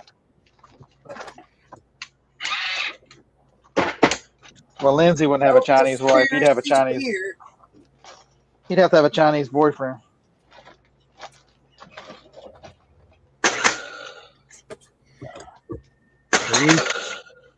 Are these Playmobil Chwangs? Oh, not dropped it.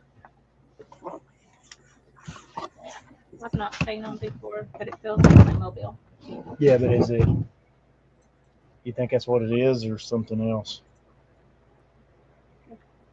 Brad, I had bad thoughts about you Saturday morning. Did you? When I'm sitting there looking up Playmobil figures in a dang bag, trying to figure out what to buy them at a yard sale. I'm like, what the hell am I doing? You get them real cheap, and then you text me. That's what you do. The bag was $10. There was like six people in it. Depends on what the people were. I looked up 3 of them, and they didn't do much. Yeah. Honestly, even most of the stuff I'd look at, I'd probably tell people it's probably not worth it for you, but it works for us. So. Yeah, you want to see one of the big finds from the yard sale? This was at the house next to it. I'm trying to figure out how I can ship these without destroying them. These guys. Are they tree toppers or just ornaments? They are ornaments, but they are 50s. What's the name of this brand? Radco? No. I got ornaments too. 50 Shiny Bright. Shiny Brights. Okay. Yeah. She was so these were $5 each. This one here, there's listings on that front one for $250. Oh. And there's a shot. Well, you got to It tried to commit suicide. What the hell? So I ended up with 10 ornaments. But they are fragile. The lady said, they were my mother's from the 50s. I'm like, how much you want for them?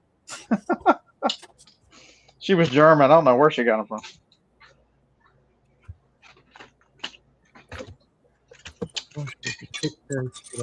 So I ended up with 10 ornaments, and then those 2 big ones, and Harlan ended up with 20 more ornaments.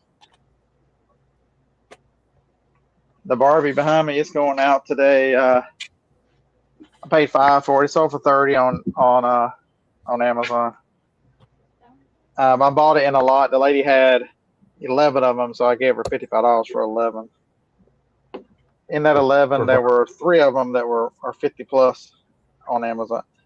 She's like, I kept getting lowball offers on eBay. This is a good. You can sell them on. You can buy from resellers. I just got tired of taking lowball offers. So I took them off eBay. I'm like, yeah, they're not going on eBay. They're going on Amazon. They're not the fastest sellers, but they sell. I don't think I've had a sale on my Amazon account in like 3 weeks. I mean, it's bad enough to where I don't remember the last time I opened the app. They keep sending me emails about one of your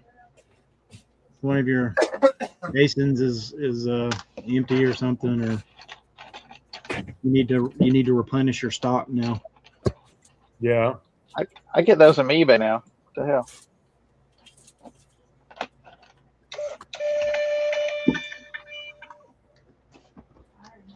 Need to replenish your stock on eBay. Yeah, if I sell something that's got a multi-quantity and run out, that's what they'll.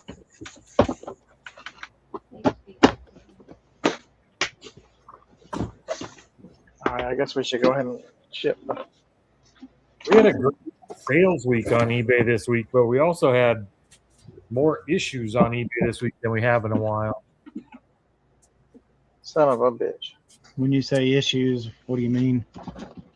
Well, we had remember, did I tell you about the magazine that List Easier messed up for us? No. We listed a bunch of magazines, like 3 or 4 file folder boxes full of magazines. And then as we were going through them, we realized the List Easier got everything on the magazines right, the titles, the headlines, the month, everything, but it did the wrong year on a lot of them. Like if it was 2005, it would put it as 2004. So we went through and we tried to fix them all, and we missed one. And of course, that's the one that sold. Yeah. As soon as it got there, the person was like, I already have this one. I wanted the 2004. I was like, yeah, just keep it. We gave him his money back. And then we had to cancel an order because we had bags of the old vintage drawer pulls. We had 2 sets of 4 in the same bag. And somebody bought a set of 4, and I think Teresa accidentally sent out the whole bag with both sets of 4. And then the other one sold, and we didn't realize it until the second one sold. So it's just been a lot of dumb crap like that. It's been our fault, but it's been one of those weeks on eBay. Yeah, I was looking for a DVD yesterday. I'm like, I know it's in here because somebody had bought it and canceled on it, I guess 3 months ago, and I didn't put it back in the right box. And I looked through every one of them boxes, all 25 or 32 boxes. Could not find it. Just stupidity. Sounds like y'all's assistants are not living up to the part of the business. They're not. Everybody can't afford the kind of assistance you got.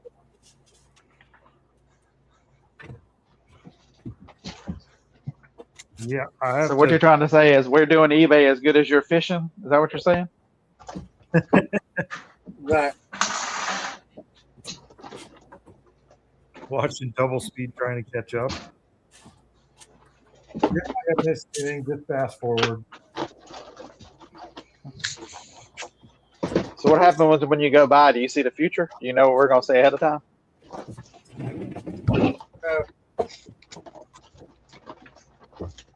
I wish. I missed most of what the hell, why am I drawing a blank? Most of Josh's this morning. He didn't start till 20 minutes late, I think. Oh, you son of a fuckaroo. Brand new sealed CD, but the edge of it's open down here. Yeah. The CD's gone.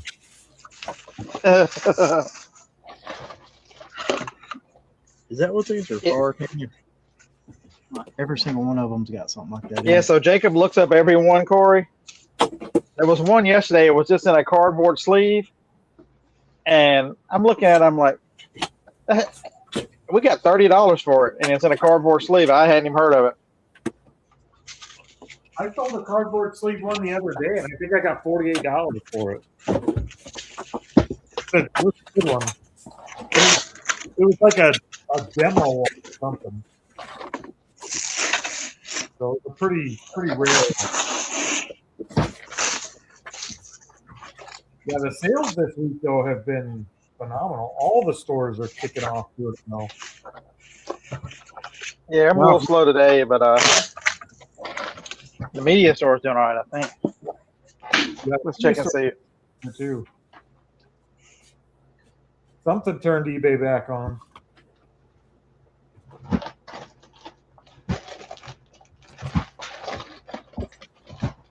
Yeah, I saw John was doing an everyday live something going on now.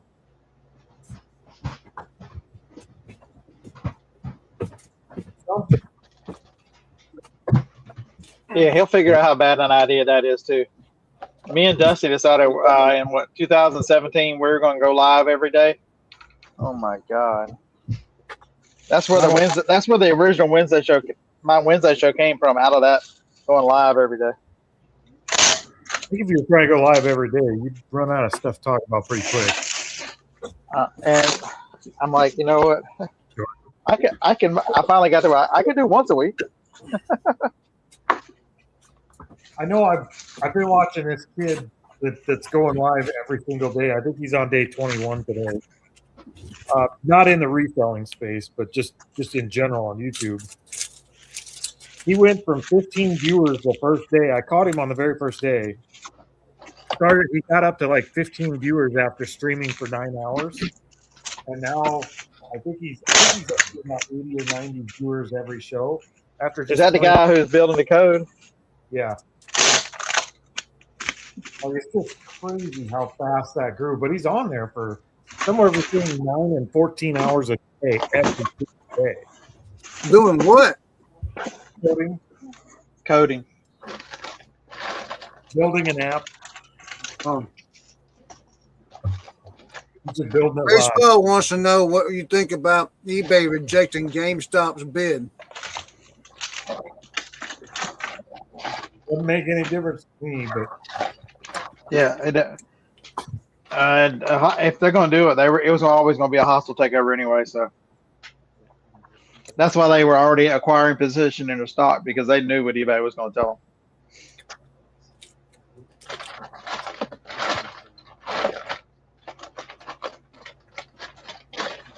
So what do you do with this CD, Scott? Got a new sealed CD still in the plastic. The case is cracked all the way across. I still sell it as, I think we sell it as like new.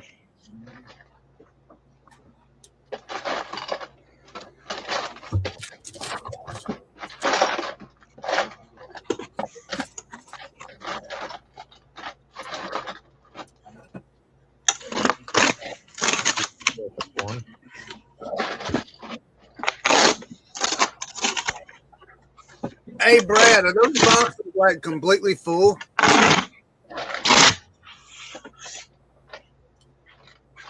Brad, Did you say something? yeah. Are those boxes like completely full? No, they have varying amounts in them. Like that's. So how do you know what items go in what box? I know you got them labeled different things, but do you have a specific thing like so mask is only for this type? Yeah, I can't hear you. So like you got that box is labeled mask. Do you only put certain things in that box, or is this just random stuff in it? No, anything in it. I have, like for example, this bag of stuff. It's got a barcode on it. Yeah. Doesn't matter. It could be this. It could be anything that we have. Right?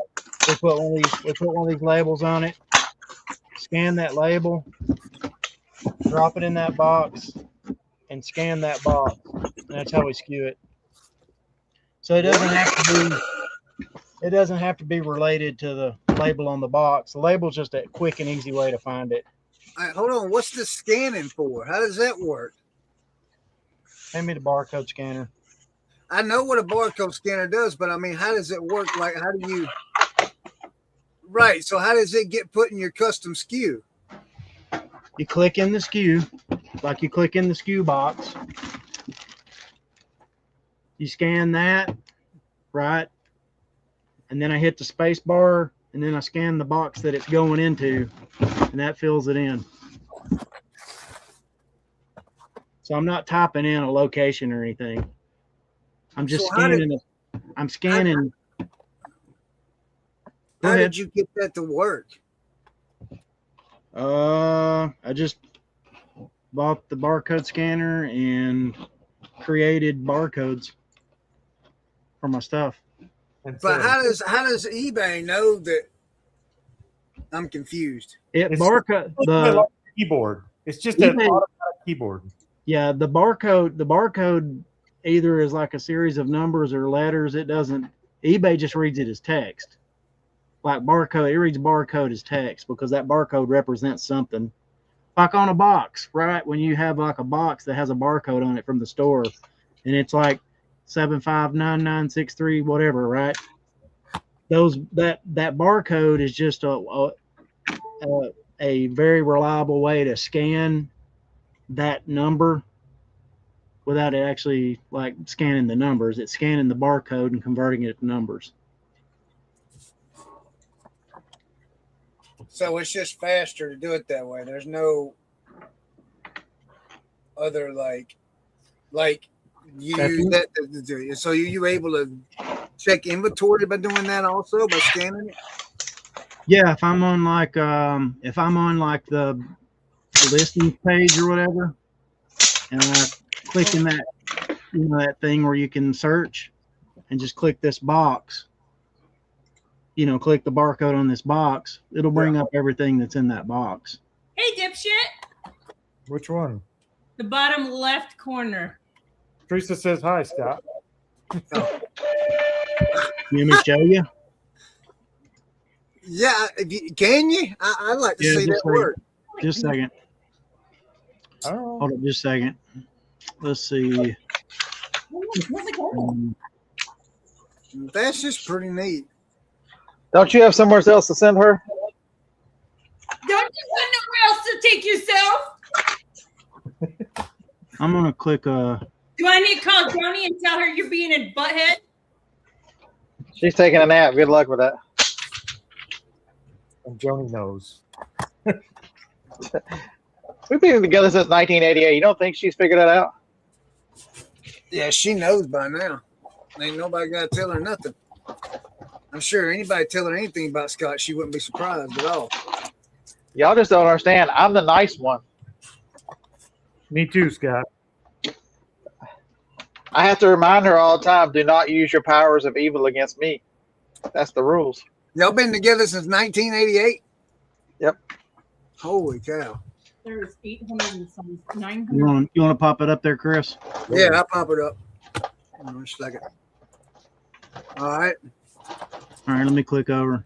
So I'm going to click into the custom label SKU, right? Right. All right. Oh, actually, hand me the other end of it, Tanya. Sorry. So what software do you use to create your barcodes? Some 800 and something, but I'm sorry. What was that? She's got to hand me the thing for the barcode. What was it, Jeff Scott? Do you use any particular software to create barcodes, or y'all? No, I just use a spreadsheet, and then print them out on labels. You can buy them. You can actually buy them without creating them. Right. Yeah. All right. Let's see here. All right. The thing is on. All right. I'm gonna click into the SKU box here, Chris. you might All right. have to send them. All right. Clicked into the SKU box. I'm gonna scan the item, Schedule them through this easier. right? What? And then I'm gonna scan the box. That should be. And That's it. If I was going to do that one, that's what I would do. So normally what Tanya will do is she'll list all her stuff. I filled the rest of the And shop. when she's actually coming back and getting ready to like Shouldn't be on put there. it in a place, she'll click the SKU box and she'll scan it, and then she'll scan that, and that makes sure we get like everything there. Let me see if I can pull up the listings page. Just a second. That's nuts. All right, I'm gonna try. I have actually never tried to do this, but I'm gonna try to do it. So theoretically, it should work. Gotta hit the return button. Yeah, trying to. It's not cooperating. The return button's not working. The scanner works fine. The return button's not working. Polka party. Well, it only works if eBay does. But Well, that's not working. That one I bought or one you no, bought? this is the one we got at that auction from the auction lady. Was it just in your car? No, it was in Nothing's coming up on there, man. Yeah, well, it scans in, but it's not doing anything when I hit return. battery fix it You charged. can't hit the little magnifying glass there and say search. Son of a book. Yeah, no, it's not doing it. I have That's crazy. a whole bunch more of these pins. What if you just type it in? My thing. That'd be good. It's not doing anything then either. That's why I said it only works if eBay works. I'm gonna Everybody's broken right now. Okay, Yeah, it's not working right there right now. that's pretty neat. together. I got you. Yeah, it's good for not making mistakes. Well, it wouldn't work for me because I do all my listings on my phone. So So this is how bad Amazon is. I shipped out on Monday another Barbie that I sold. My estimated payment transaction release is 526. Yep. Thank you, Amazon. yeah, when's that? You could always put your SKUs in on the back end, Chris. Yeah, but yeah, I mean, see, I do my listings completely different though. I mean, like I'm sitting here and y'all sitting there seeing me. I'm taking all my pictures. I've already taken the picture of the SKU of the box that it's in. I don't individually SKU items, only SKU the box that the item's in. Well, that would work So- too. You could do and that so- too. Like tonight, when I'm sitting in front of the TV, I'll break out my phone and I'll start uploading pictures to create a listing, and then I'll put that SKU in and all that right there. You know, Yeah.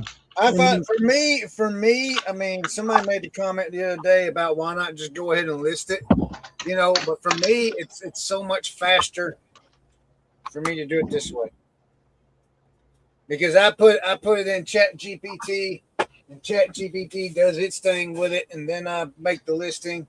But now when I got a whole bunch of, now I do, yeah, I use List Easier also. What do you use GPT for? What? What do you use GPT for then? On certain things, I use List Easier for clothing. I use List Easier for all my clothing, and then No, which I changed all my clothing to buyer pays return today. so what is GPT doing better than List Easier? Which items would you run through it instead of List Easier? I do all my hard goods through Chat GPT. That way I can look at everything and make sure everything's correct all right there instead of switching back and forth. Okay. I'm not out here on my computer for one when I do those items. If I was out here on my computer, I probably could just upload them all. Just when I do my clothes, I go ahead and upload them to Amazon Photos, which brings it all over to my computer. And then when I sit down, like if I had clothes, like that's exactly what I'd be doing. I'd be using List Easier on clothing right now, you know, to go ahead and while we're sitting here. It's just easier for me to do it on my phone. Yeah. Well, hey, Chris, the chat's helping you. Chat's helping you out there. Whatever works for you. They're saying you can get a Bluetooth scanner for your phone. Thanks, Landshark. Yeah. Hey, make sure you. I don't have the items on me. You know, they're already put up where they're already. Hey, whoever's giving Chris any advice about any kind of technology, include your phone number so that when he can't get it, he doesn't call me or Corey. There you go. Good advice, Scott. Good advice. I already had to text him all morning, so. Hey, but Chris, I just keep it on my key ring, buddy. I guess you can see that. See what I mean? I saw that. Yeah. I told Timmy, I went in the house after we had that conversation, and I told Timmy, I said, we need one of them little small tape measures that I can put on like a keychain or anything. Something. I bet you can find one tomorrow at the flea market. I bet they're out there. We got one. Oh yeah. Oh, okay, you got one. Yeah, they're. I said, oh, okay, good. I need it. Because so Chris was asking me which lids do I buy for crock pots, because you can buy lids loose for anywhere from $0.25 to $1 at most thrift stores, and there's two that I buy, but it's hard to tell the 7 3/4 versus the 8 1/2 or the 9 1/2 versus the 10. And so if you just carry the little tape measure with you, you don't. After you bought the wrong one about 15 times, you figure out you got to do something else.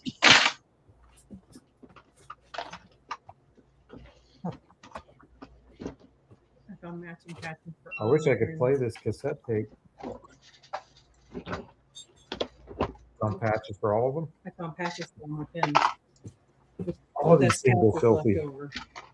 So I got a cassette tape. It's actually recorded, and they printed a label for it.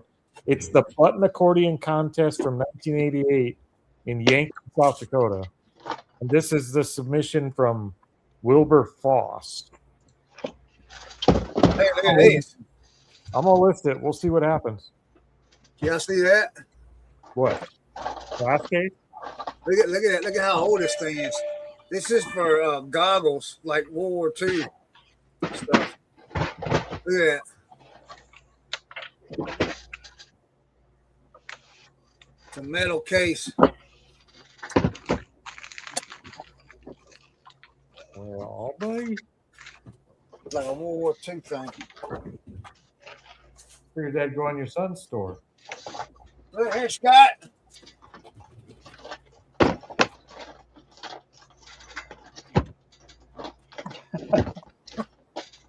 There's What one. size is that one? I don't know. I just pulled it out of the bag. It's been sitting back there for a while. This is not a good one. This has got Pyrex written on it. Hey, so you know what I figured out what to do with them, Chris?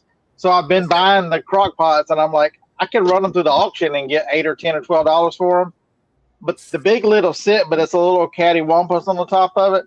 So I've just been using all the big lids that I bought. I take the good lid off and sell it, and then I send the crock pot with a little bit larger lid to the auction. So this one is this is Pyrex. It's 8 7/8, so 9 inches. No, Sandy, I don't know. What's the Q1C? A lot of times if I have anything glitching, I'll just completely go out of the channel or the whatever and just come back in. Sometimes that helps. If I can find me a local auction house.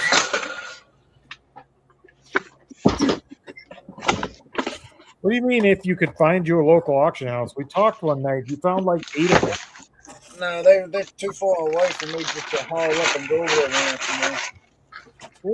How far? I'm talking about for selling, not for buying. I found plenty.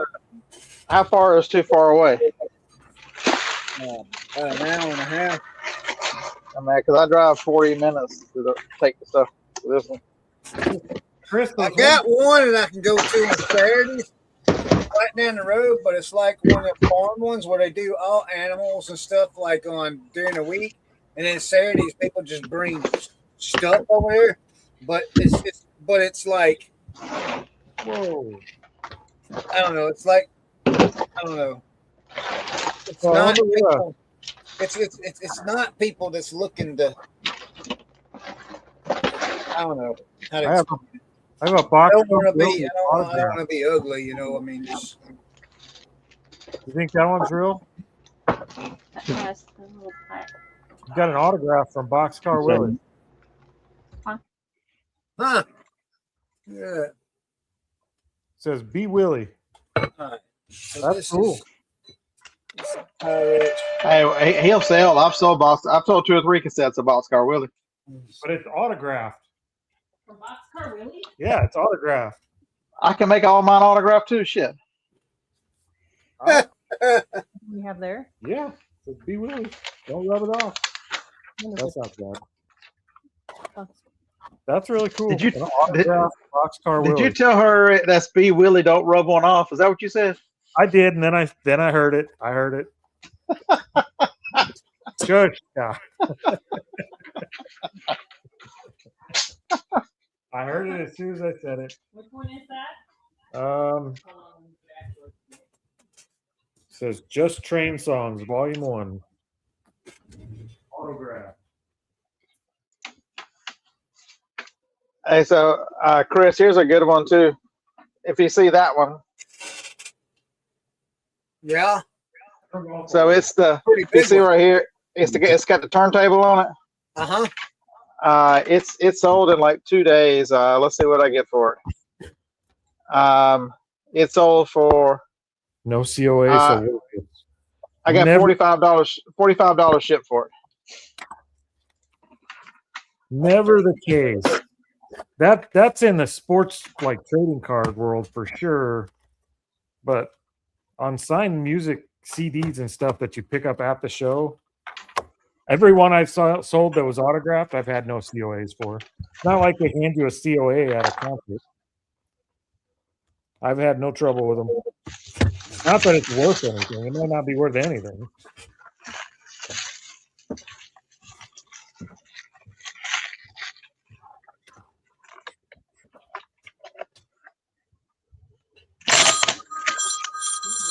Hello? Who you gonna We're call? calling about your car warranty.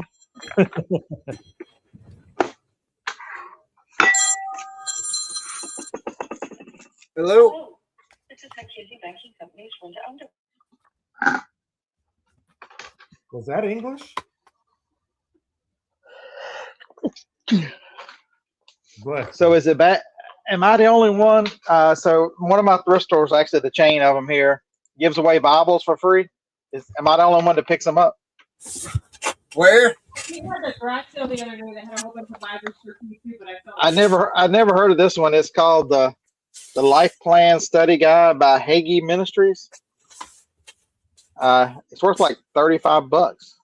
Nice. Hey Brad, what is Hagee Ministries? That's a John Preacher. Hagee. John Hagee's a preacher out of Texas. I think he does a lot of end time stuff. Okay, good. Yeah, because I got this for free at the thrift store. Cool. Yeah, like there's one Bible that's got like all his like end time study notes in it and stuff. It's like end time prophecy Bible or something like that. yeah, John Hagee. Hey, John Hagee. Look at here. What Look is at this this? thing. It's suggested price? I don't know. I don't use List Easier suggested pricing or See even that? the pricing. That's an earthen pot. Yeah, look, the bottom. Can't read it. Can't read it. Can you read Yeah, I don't it? think anybody ever uses this Bible. I think it's brand new. Can anybody read it? No. It's got a glare on it. Can you read it? No. There you go. If you can read it to us. Hey, can- make Google Image look at it. It'll tell you exactly what it is. Yeah. Also, it might be in reverse, maybe. I don't know. It says this is a boss. I couldn't see it. I want to see what Google Lens says. Select. So here we go. Select tab. 14. Ah, Google Lens says you shall not pass. boy, that did not help at all. You shall not pass. Holy cow. That did not help at all. What's that? Google image search? Yeah, it didn't. Didn't find anything? Let's hit translate. Sometimes it does. Semi-military clean. That's what it says. It says. It says that.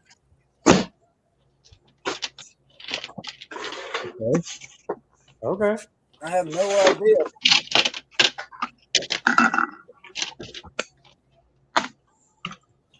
It's kind of weird, ain't it? Yeah. Doesn't make a lot of sense. But hey. Hi. It's pretty though. Uh, Nice and glossy. Sure is. We'll take some pictures of it and we're going to see. Who needs list easier when you can just put on there? It sure is pretty, nice and glossy. That's your title right there. That's it right there. Sure is pretty. Natural born salesman. Whoever this this guy that I bought all this Playmobil from, someone sent him a message with one of their items. Oh yeah, let's start on this way. A fortune cookie message? Kinda. Says, well, dang it. I lost it. It says, I would really appreciate a 5-star positive feedback. Thanks. I hate getting those messages. I don't know what it is. Here lately, I've been getting messages, and if you go past one message, man, is there a limit to how many people I can put on a block list? I don't think so. Fill her I up. ain't got time for these folks.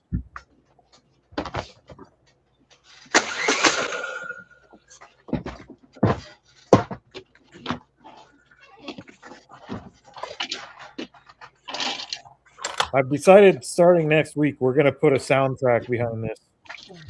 What do you think? This is a weapon I haven't seen with Playmobil yet. The Tommy gun? Yeah. Get Well, the game, Tommy gun. the 30s gangster versions. Yeah. All right, so it says vintage sapphire Morocco hand painted pottery vase signed Samai ceramic. All right. There.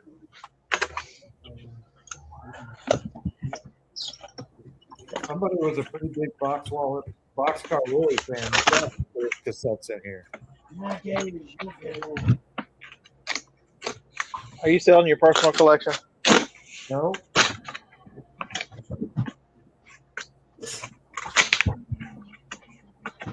Oh. Well, if I had a personal collection, I'd sell them. Oh, wow. Oh, wow. I did good.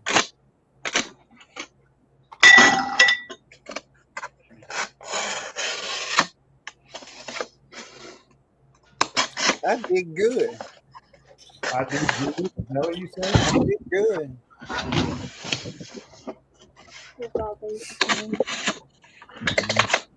So much of it.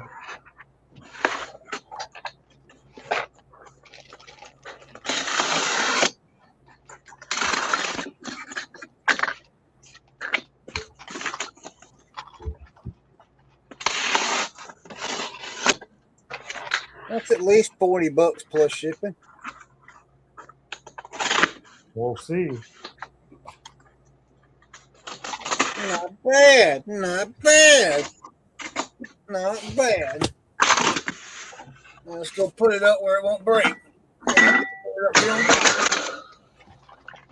Just set it right there.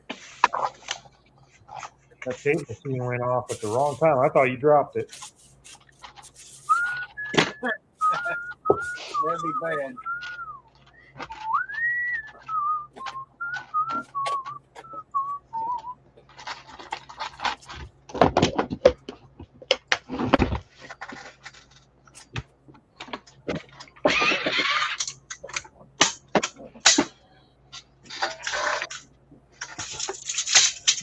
All right, Susan. Got a job for you. What? Got a job for you. What? Every single one of these got stickers on, and the cases are really pretty. I'm not listening to stickers on. That's not a Corey problem. That's a Teresa problem. Oh, Teresa's got problems. Just one big problem.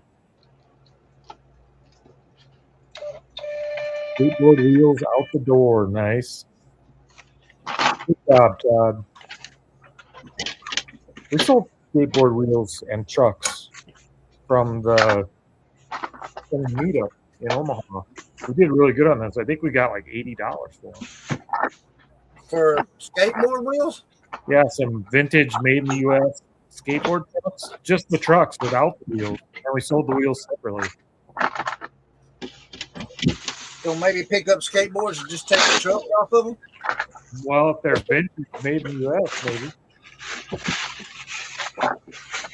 If you have the right one. Well, maybe I will. That's got me thinking about picking up skateboards now. I'm tired of shipping today. Tired of shipping today? I wish I had that problem. Time to hire somebody, Scott. I wish I had that problem. No, Yeah, there's a couple of young men who can help you find an employee.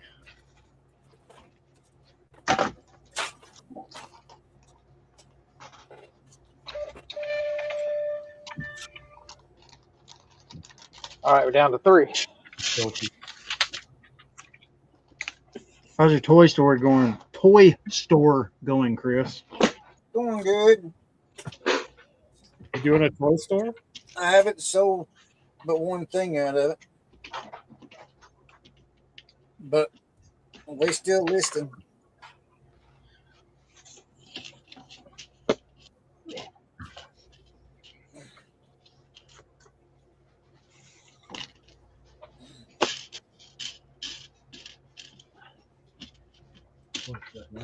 All right. Scott, this one is not a Pyrex. There's no markings on it at all.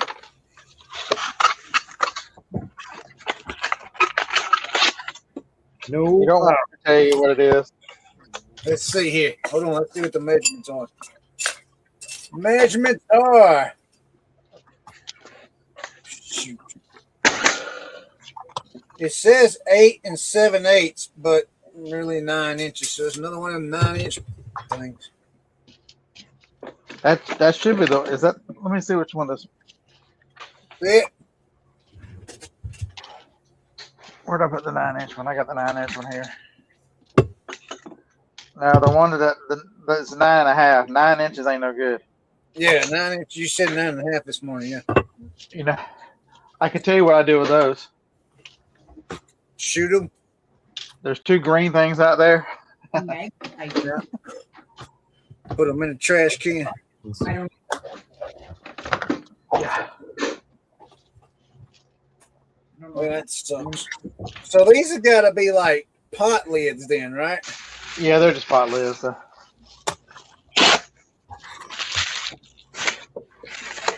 not the good kind of pot. The kind you make spaghetti in? That's the good kind of pot. The Chinese joke. Nope.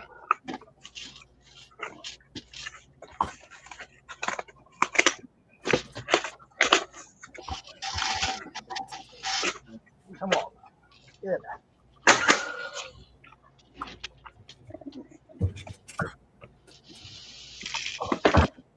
Oops.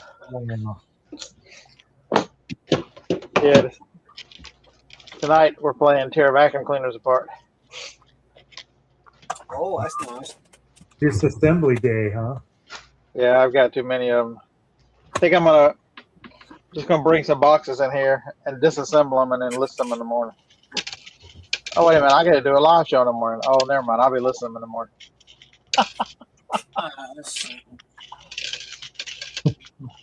This one might be a 10-incher. It does leave a bit of a gap on Wednesday. I'll tell you. That missing morning show on Wednesday, it did leave a gap. But God, they want you to do a show tomorrow.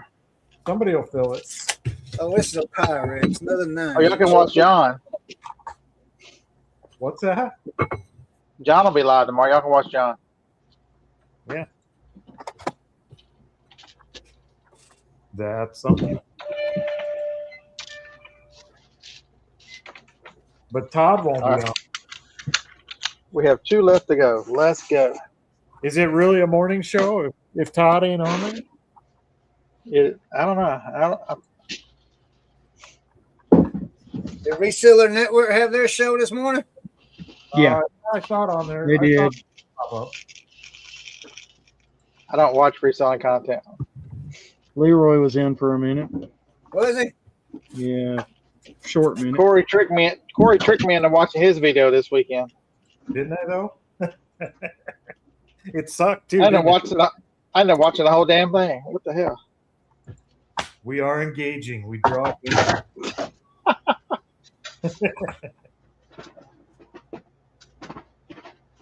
Told you there was all kinds of stuff in there, and then none of it was in there. And then I took a nap and had a nightmare. I'm like, go away, Teresa. And it'll do it.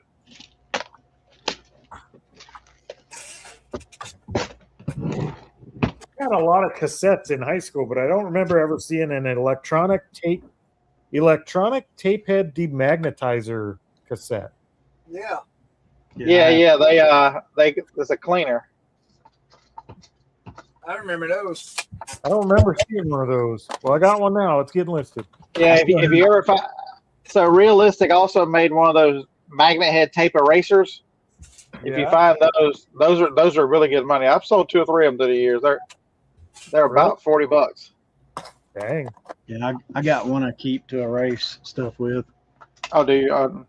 Yeah. Do they work pretty good? Yeah, depending on how deep you stack them. The ones at the bottom of the stack is more like it kind of sounds like if you left the tape out in the sun.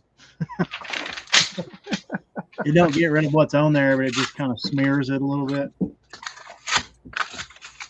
So is that safe to have right next to the rest of these? That's not an eraser, is it? Well, it's a plug. It plugs in. The one I have. No, I'm talking about this one. Oh, I've got like a Blockbuster one for my VCRs. Tape head demagnetizer. Well, hopefully it doesn't erase any of the cassette tapes I have sitting next to it. I think you'd have to play it through to make it do it. I Need can't your help imagine it's strong enough to do it. loading up records tomorrow. Josh? I'm heading that way right now, Josh. I'll see you in a few minutes. Load up records. To load up.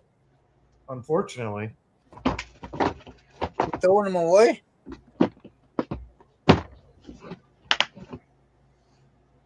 So I don't know. Friday night we were talking about Elsinore beer. We were talking about Elsinore beer. Dang if I didn't find the Strange Brew soundtrack album on Saturday. Look, Josh said me and Brad can help supervise. Let Corey and Scott do all the work. Sounds like a plan. Yeah, I'm good supervising. I'm good there. Hey, I think we do supervision by age. The oldest gets to supervise. There we go. Well, that would be me. Why? You're like 42. Sure. That would be me. How old are you, Scott? 57. Okay, yeah, that would be you. I'll be next in line. So we need 2 supervisors.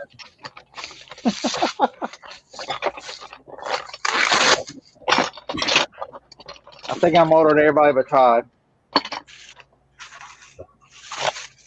Todd's older than Jesus. Because Todd is older than Kurt. I don't like being old, man.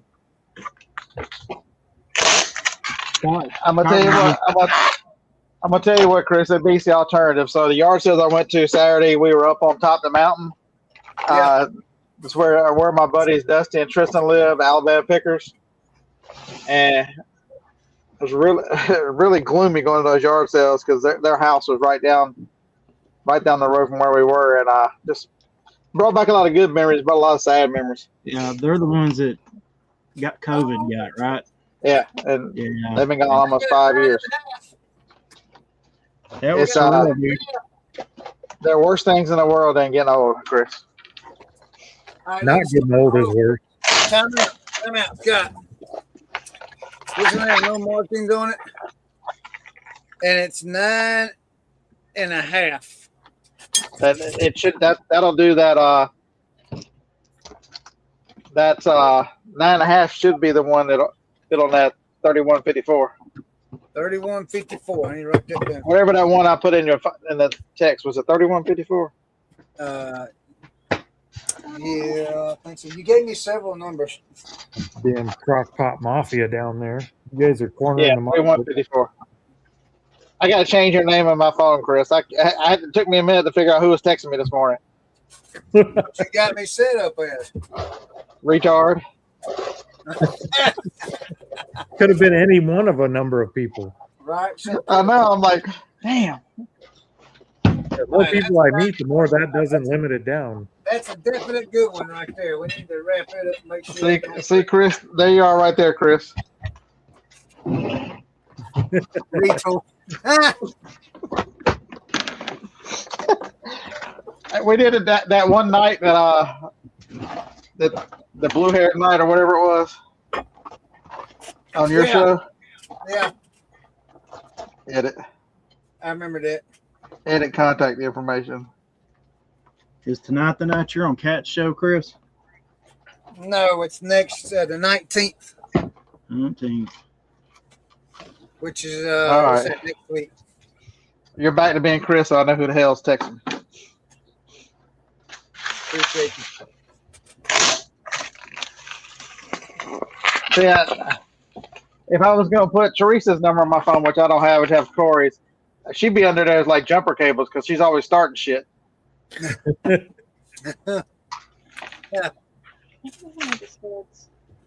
never mind. They're over here.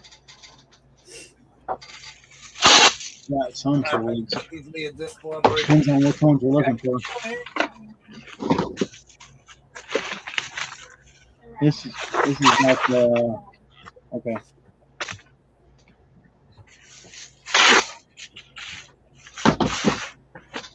One more.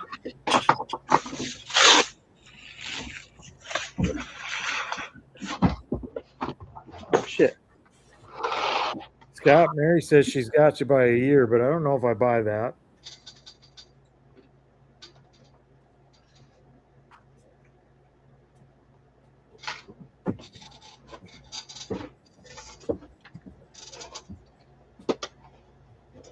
I think I officially turn old this year too.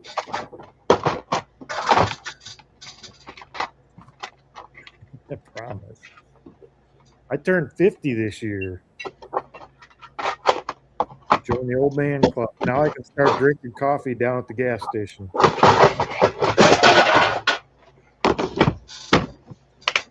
There ain't no sense of starting that mess, Corey. I think society demands it. You don't have to just give in like that.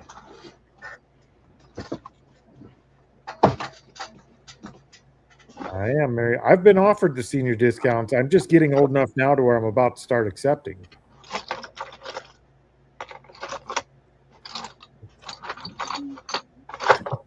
Thanks, Lag.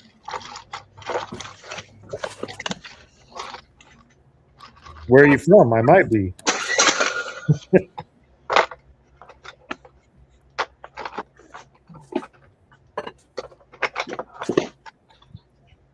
All right. Man, those old cassette tapes and CDs have been sitting in people's garages forever. They are friggin' dirty. Amazing how much a plastic case can hold for dirt. The hell with all you people that live up north. This thing's going to Montana. Freaking $13. Oh, we shipped one to Oregon the other day. Bob didn't want to ship it.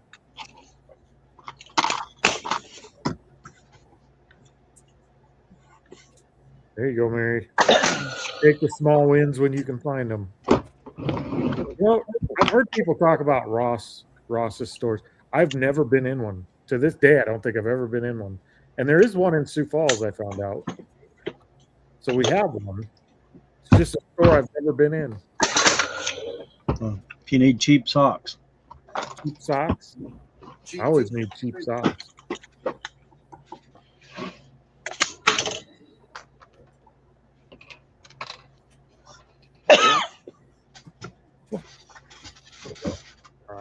Yeah, I think that's why I've heard of Ross, because a lot of people do RA from there, or did at one time. There were a lot of YouTube videos on buying stuff from Ross. Yeah. I think, what's that one kid? He shops there and shops Marshalls. Hey, Dave said let him in. What the hell? Millennial Prophet. Dave's not here. What the hell, He man? said he was. Dave can't come to the phone. I go out went good hunting and you won't let me back You in. can't now? even text my phone. I had to go plug it in. I wore the battery down. What's going on? We don't know. Millennial Prophet, Mary says. Yeah, Millennial Prophet. The problem with that was just so risky because if I was going to return Nikes and if they were fakes, would I take them back to Ross or would I take them back to a Nike store? Ooh, Ross. Ross. Oh, really, Mary? That's cool. Hey, Ron, Josh told me to tell you he blocked you. There ain't no more support tickets from you. He blocked you. Oh man, it's come to that. 10.10 3/4. I'm like, Josh, you want to be the nice Canadian. I'll tell Ron, you're blocked. That little dude bothers a lot of people, Mary, for some reason. I respect anybody with the hustle in them like that. Which little dude? Millennial Prophet. I don't even know his name. I can't think of his name. Never heard of it. But maybe you should, Chris. Doubt it. If Mary don't like him, then No, Mary didn't say she didn't like him.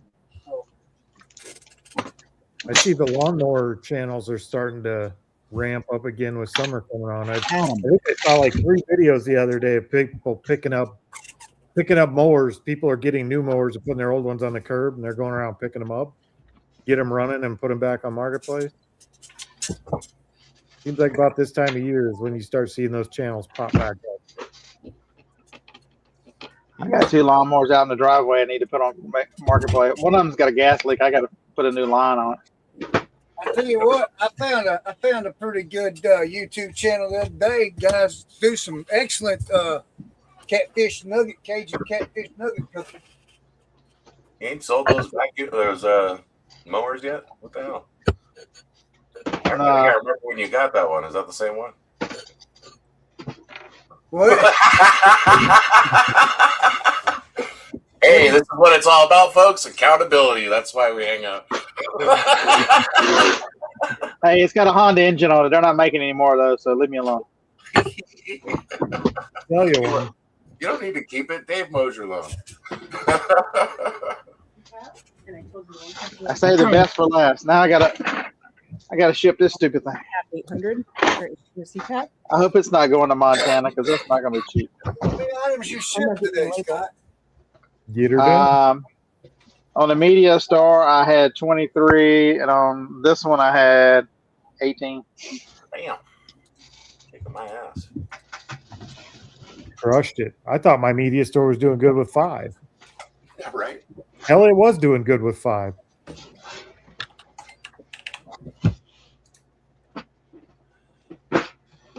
But what are you doing? Shipping like every 3 days, Scott? Or are you just dead off? No, I'm whatever it is, top rated plus. I'll ship every day. Right. That's how he does it. That's just so makes it look good. Wait a day or 2. Let's see, what have I sold today? I've only sold $68 today, but I've got 5 to ship. Brad Paisley, On Top of Old Smoky CD, The Birds record, Coming to America, and Trading Places, the double featured, and then Nice. a Patty Loveless cassette. Damn. I sold anything today. How many items you got in that store, Scott? DVD leaves. 10,500. So you just had to boost it last night to the 50,000 or whatever. Mary Yeah, says, but I went to the middle store. No. Mary, you don't have to be nice to Teresa. Shut up, Scott. I'm over there jamming out to my tunes, so I don't have to listen to you guys. What are you listening to? The Pulse on Sirius XM. She was dancing earlier. I was going to turn I've been the laptop dancing the whole around. time. Then she'd have yelled at me for sure. If I come out here and I put the headphones on and I turn the music on, I seem to get a lot more done than if I listen to YouTube or TV. That's the real reason. That's the real reason you're not on camera, because nobody wants to see you dance. Go back over there. Scott. That's a widget. 7 3/4. Wiggly. Hey, that's a $35 lid. That's the one. That one goes on the 3100 or the 3150. Okay. That's a good one, man. Yeah, Scott steals them from all the thrift stores. He just takes the lids. Leaves the junk behind. When I master the glass was down, a couple months, I'll get with him on the tempered glass ones or the plastic ones. That's a $35. Man, I hope this thing please be big enough. That's a widget top, or a widget lid, if you will. It was. I should do load my video. Do this again. This was labeled 408. 408. It's not even like there's no brand on it though, but it's a 9-inch one.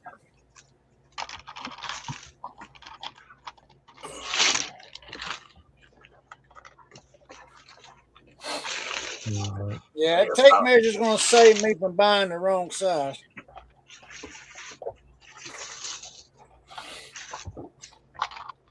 Yeah, you have a tape measure on your phone, right?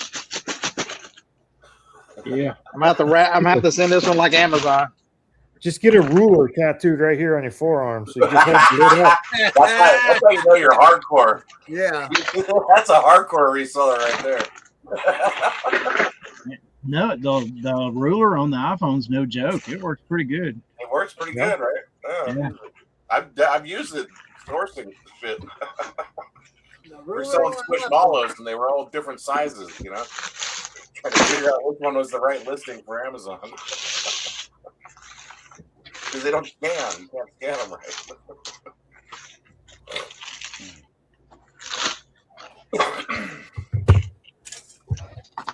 Hi, Dan. Just hey, Chris. Another thing don't overlook is freaking razors. I just sold a Gillette. No, it's a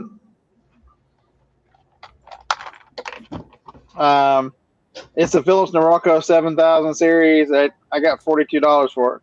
My local thrift store has them for $5 each. Are they like electric? Yeah, it's a Norelco 7000 series. It's always just a bit weird to me that people buy used razors. You can't think that way. Are they straight razors, Scott? No, electric. Oh yeah, they ain't nothing wrong with electric. Let's see here. I don't know if I'd buy a used one, Corey.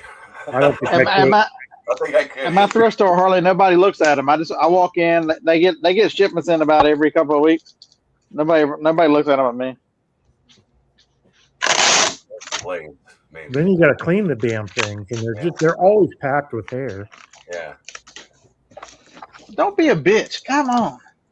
not my hair. Next year will be telling me that I cleaning the vacuums. You got to get the stuff out of the roller. So what?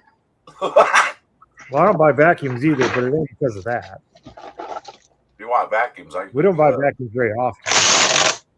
Yeah, I've seen people using those ultrasonic cleaners to clean razors, Scott. Oh, really? Yeah, there's videos of people using them for that. I'm gonna show you what you do. I brought this one out here. I think I finished using this morning. I'm gonna clean one with this, and I'll take it back inside with me. That's multi-purpose. Yeah, use it again. Mary's out here talking about Ozzy's boneyard. She's a rocker chick at heart. Ozzy is living it. He lives in a boneyard now, doesn't he? Oh, come on, man! Too soon. Is it too soon? Is it too soon to remind you Ozzy's gone? Of course, he did say there's no rest for the wicked. So.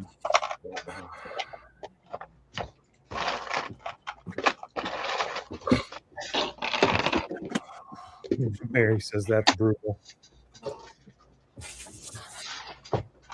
Honestly, the way Ozzy lived his life up until he was too old to be living it that way, it's amazing he lived as long as he did. Yeah, right. I didn't know that was Ozzy. It wasn't a clone. Right. Keith Richards outlived Ozzy Osbourne. That's the only thing that surprises me. I know, that's crazy, right? He's never gonna die.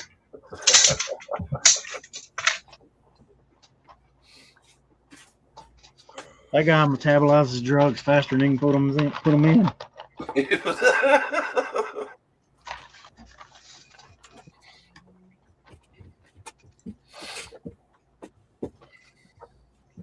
You remember that show? That show back in the day, WKRP in Cincinnati.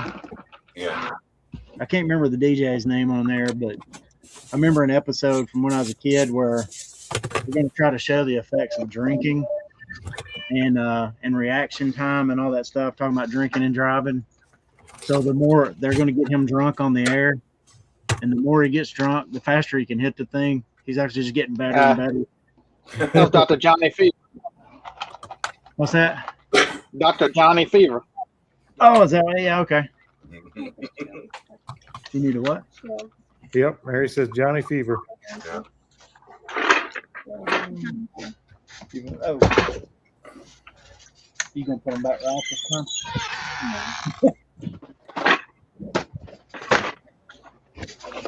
I must be too young to remember that show. Remember it. All you old folks. Yeah. Wasn't that early 80s? When was that? Yeah, it's pretty early. 78 to 82. Yeah. It had the blonde chick that was like Burt Reynolds' girlfriend. Was that Lonnie Anderson? Yeah, Lonnie Anderson. I would have been 6 in 82. Just a baby.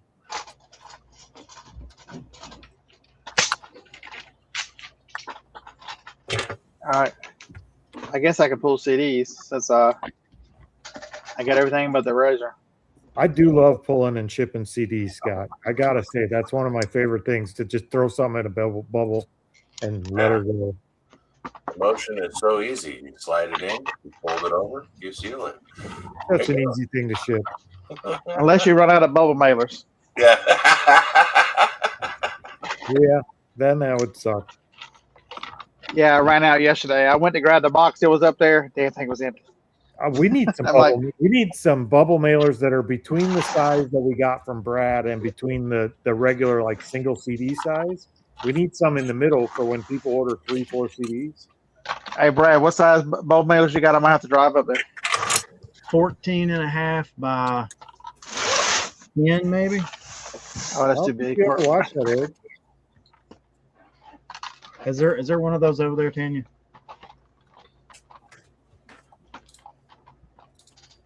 But we were in South Dakota, so it's a little bit third world. It's kind of like how Japan is 50 years behind our pop culture all the time. South Dakota's kind of like that. Like we got MTV in the 90s.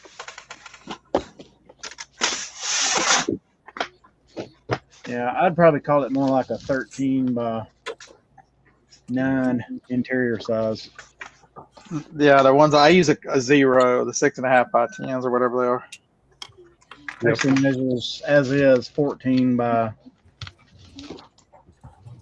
10 1/4. 14 by 10 1/4. Yeah. Are those the ones you sold us? Yeah. Yeah. Yeah, I still got a bunch of them. Alex actually just drove down about a month ago, and I think he bought like 10 boxes of them or more. Yeah, so that's these ones, the ones you sold us, and then we have these orange ones that we use for like single CDs or DVD. We need something between those two sizes because 3 CDs won't fit in that. It won't stretch far enough. And if you have to put it in this, you got to wrap the thing up like 4 times. Hey, buddy, you're gonna 3 CDs, you should be using a box. Nah, 3 CDs will still go on a mailer. what's wrong with these damn people? Presentation. I got a customer that bought a Xbox controller, and it doesn't have the adapter to it, and there's no picture of it, no mention of it. It's just the regular Xbox controller, the original Xbox. And he's talking about, well, it needs one. What can we do to work it out? I'm like, what do you mean work it out? You bought it. There ain't no something in addition to what is not in the listing that I'm going to work out with you. Now he's just requested a turn. The seller stopped. He knowingly sold it to me without the dongle. Well, no shit, buddy. It's a damn controller. And guess what he's going to get? He's going to get. I'm going to make up some. He's paying half. Eddie, I want half. Nick Picker, when I'm shipping the CDs, I ship them straight in this without cardboard or anything. If I ship 3 CDs, I wrap them in cardboard and then we throw them in something like this. But for a single CD, I just throw them in a bubble. And we haven't had any. Hey, what happened to Super Beams? He takes some kind of get young pill? Yeah. Yeah.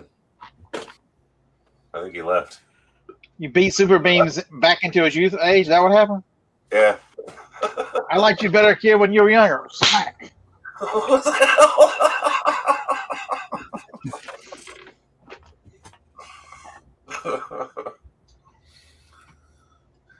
Should we tell him why his nickname is Super Beams? Who's Super Beam? My son. So when he first started driving when he was young, he didn't know what high beams were. So he was calling them Super Beam. I was using my Super Beams. so forever, Scott heard that. We were on the phone and he started calling them Super Beams ever since. Nice. Poor kid. High beams, Super Beams, you know. What's the difference? Super Beams. Are you wrapping your CDs in cardboard, Scott or Dave? Hell no. Only if they're a certain value. Yeah, I mean, if they're over $19, look, $20 and under, probably going in a bubble.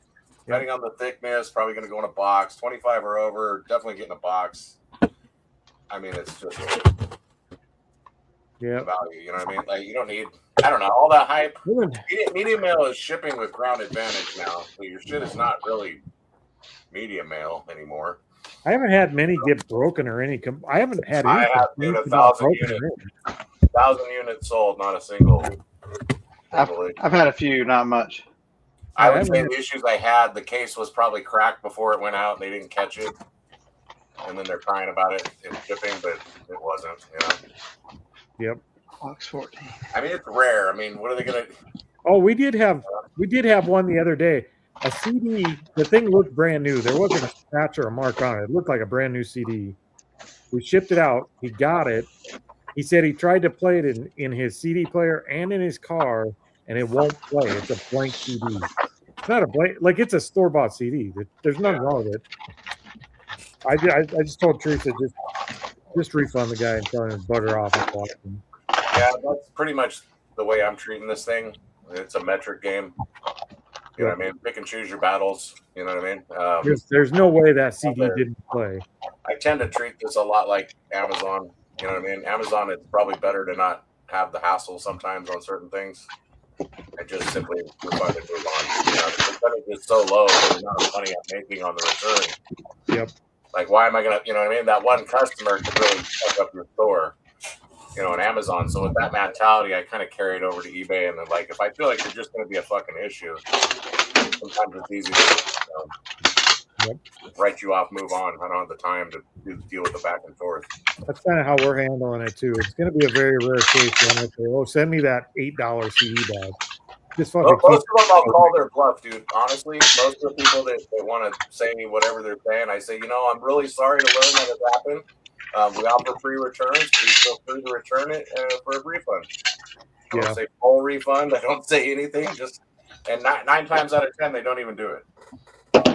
They're fishing. The events are good, but you're saying you can't find people that sell CDs and stuff for under 50 cents in your area? What's that?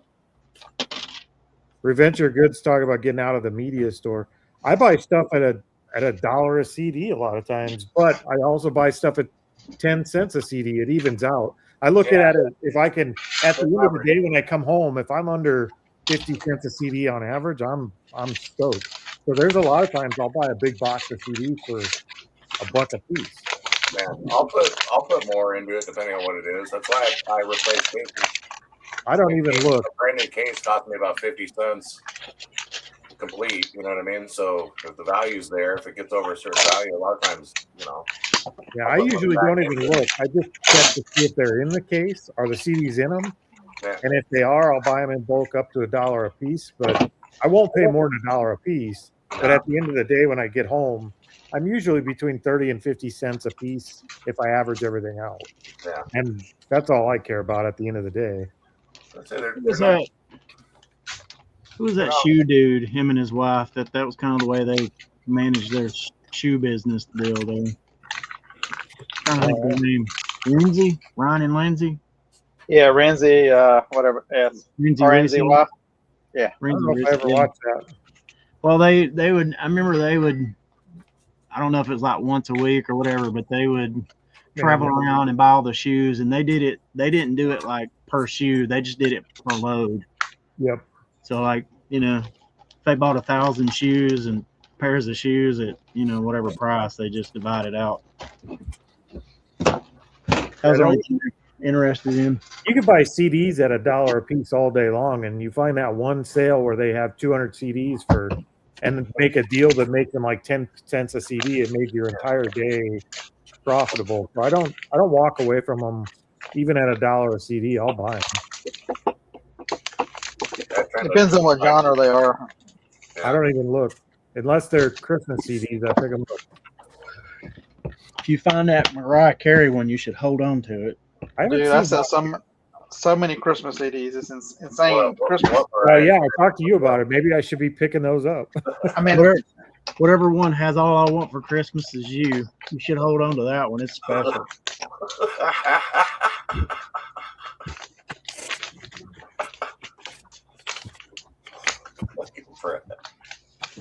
What are you going to find smaller than CDs, though? That's like CDs. That's what I like about it is they're so small and you can store so many. Yep. It'd be hard to find them smaller. Same thing with the 45s. 45s, you can store them. See that I'm not buying 45s, and it takes a hell of a deal to get me to buy records at all. Let alone 45s. If you can get 45s cheap, I'd buy them. Like what Scott did, that bike he did, he think he got what, like 2,000? What did you get, like 2,000 for like $180 or something, or $140? 140. They're gonna sell. If it was a good deal like that, maybe. They're not gonna sell. I know somebody right now that's got a store. That's all they sell is 45s, and they do really, really good with it. Yeah. It's a little slower, but there's a person out there waiting to buy it. You know what I mean? And they sell them without the little sleeve too. Yeah, I do. I just do a white paper replacement sleeve. You know? Events are good. You could do postcards. They're easier to list and they're easy to ship. Like we just throw them in we have these postcard bags and we throw them in one of the flat cardboard envelopes for postcards. They're really easy, but the media store will run circles around it in terms of profit. The postcards just sell really slow. Yeah. You kind of got to get the right ones. Not every postcard sells. No, there's what's up waiting for Speaking that of which, buyer. it just sold. No, it didn't sell. One delivered. Never mind. Yeah, postcards is it's rough. Like you got to have a lot of them. That pisses me off. And the 10-cent postcard deals that you used to be able to find, those are harder to find nowadays. Josh has done ruined our market. What the hell?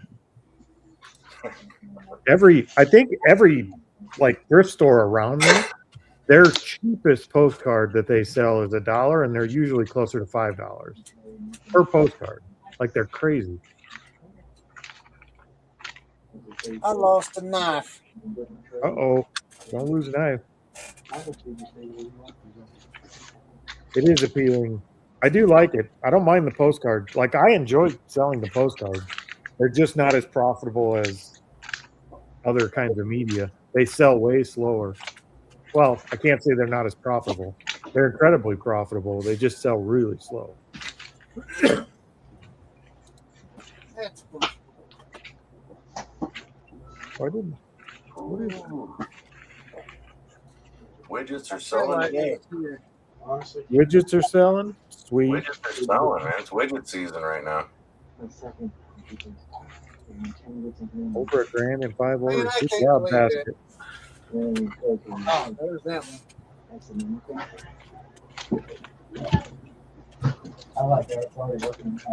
I don't know about these guys, but I do free shipping on all my media. They have free shipping on pretty much everything. I don't do it in the Grams of Pop store, but we sell everything there. But the media stores and the ephemera stores, we're 100% free shipping. I try and ship everything damn near free ship. Well, it's Amazon. You know what I mean? Amazon and Walmart, you're pretty much everything is free shipping. So Yep. you kind of have to, like, if you're selling the same thing and you're trying to get similar money. You ain't lying, basket. Yeah. The novelty does wear off after a while. Yeah. Just widgets. Just I can't believe it. Can't you? Yeah, free shipping makes a difference. It really does. And so for the media store, the one thing that's really made a difference too is 1 day handling. Oh yeah. The top. We always do It that. really changed my store. I do think it's interesting how many people reach out and ask if they can get a discount on shipping. And I tell them, how about free? Free shipping. Yeah, Because how the about whole free? fucking store is That free. Does that work for you? How about free? Yeah, Reventure Goods. If you're doing free shipping, pair it with 1 day handling, where you're getting the discount from Top Rated Seller Plus, and I'm telling you, it really makes a difference in search on Make that. a difference.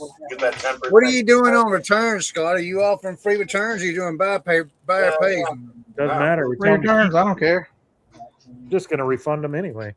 Yeah, I'm just gonna refund them anyway. Not going to make them send a CD back unless it's like $100 CD. They're going to keep it anyway. Except for that douchebag with the Microsoft controller, he's got to send it back.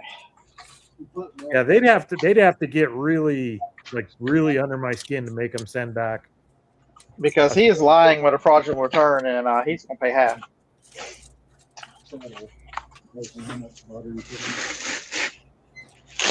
Fraudulent returns.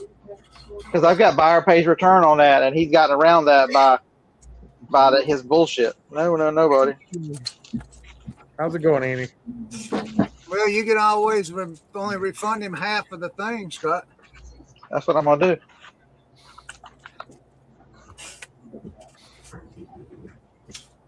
We got ways around it too. I mean, this is eBay. This is not your shower. I shouldn't have to put on there that you can't use your fucking hairdryer in the shower. I shouldn't put on there that dongle's not included when it's not in any pictures, and not everyone needs it. Wait a second. You don't have stickers you put on your packages with instructions? What the hell, man? I should. Shampoo?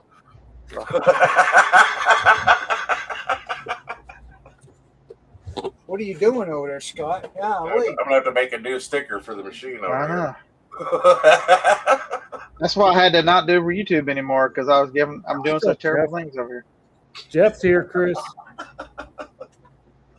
Did you really quit YouTube for real, Scott?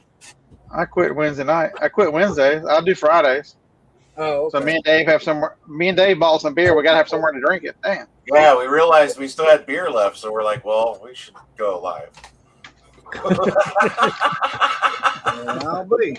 I don't drink all day, the rest of the week. It's just the Friday. So That is a true story.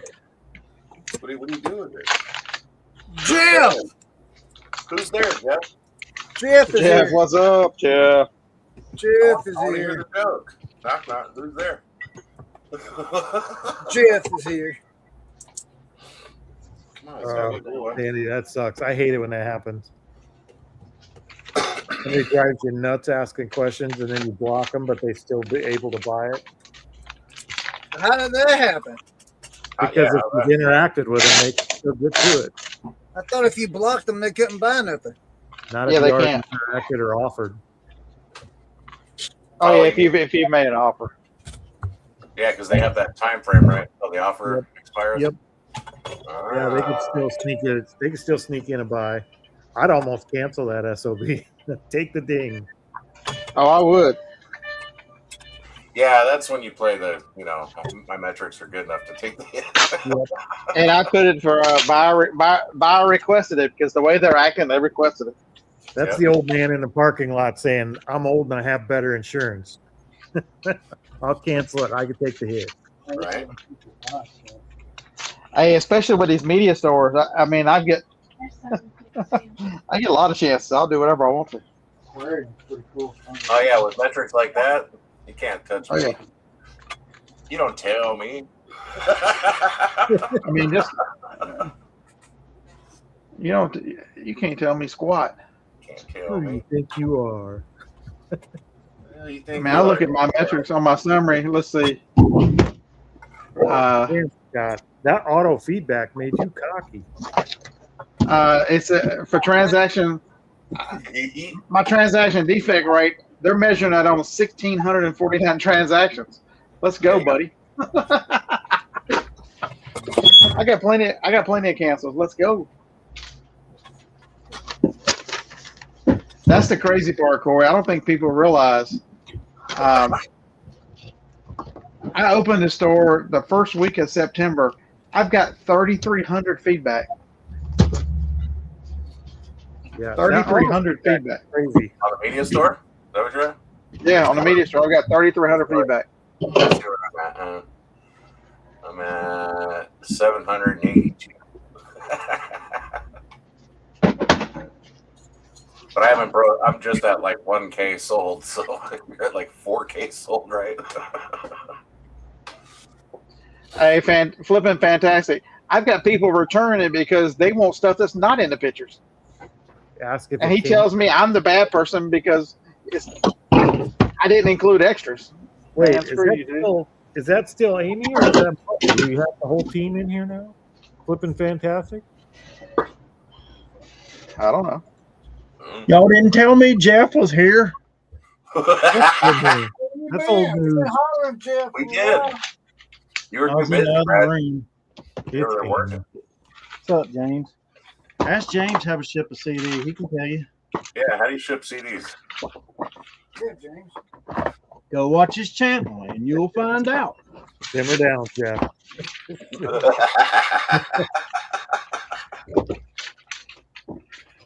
All right, now let's cancel this label. Damn it.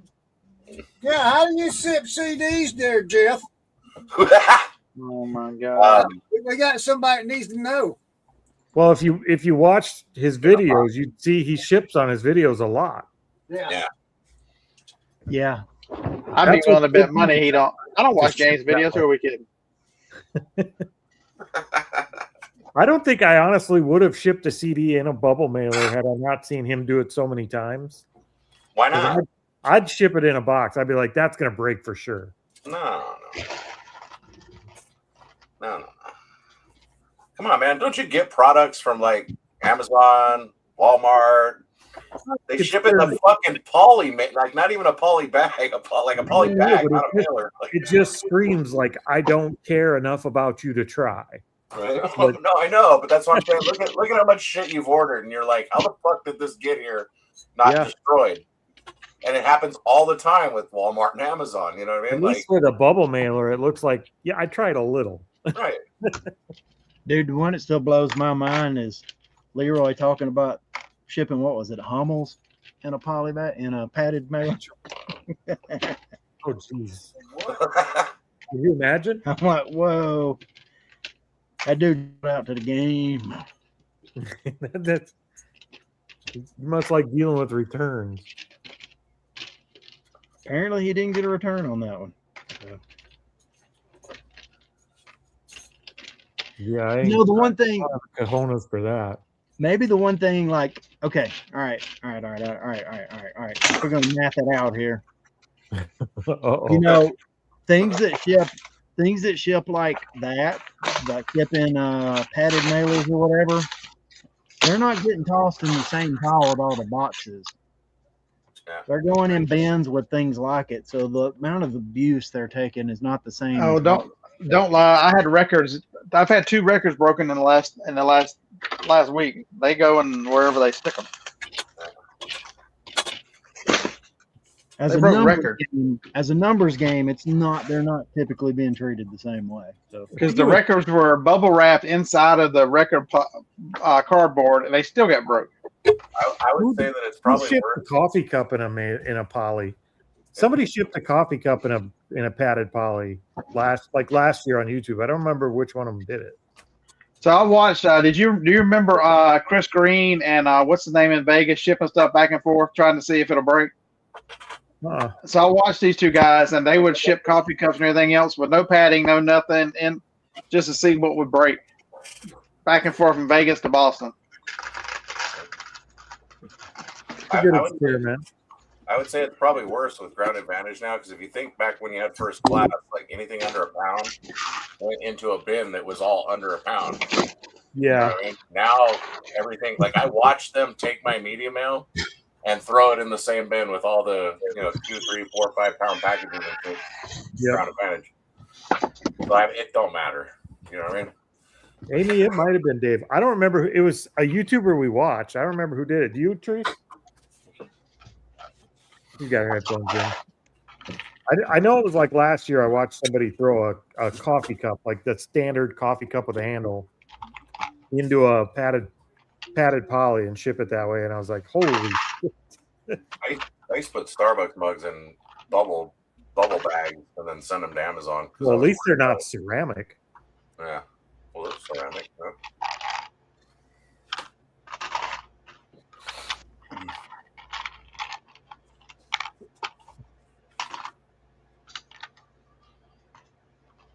Chris, you still with us? Yeah. He's playing. Look. I don't know what he's doing over there. He's playing. Look. Making motorboat sounds. You're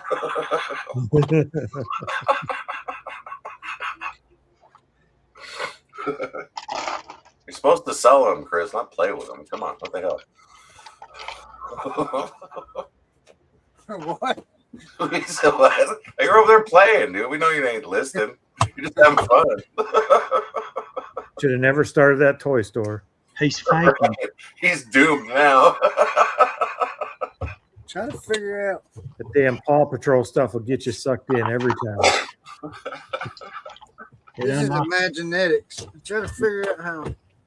Well, excuse me. It's unlocked its imagination. Well, it's. Turn it on. I turned it on. I just got to figure out how to get the door shut on it. The things won't. If you got a small child around, they can probably help you. Well, no, I see the clips. It's just that they're not closing, but I can't figure out how. It's like they're stuck, maybe. Hey, has anybody else used the eBay app today? It now comes up and tells me it's using AI search. Have y'all seen that? Yeah. I haven't. Nope. Is it any good? I don't know. I told her I didn't want to use it. I'm all for AI search if it's good. If it helps people find my crap, I'm for it.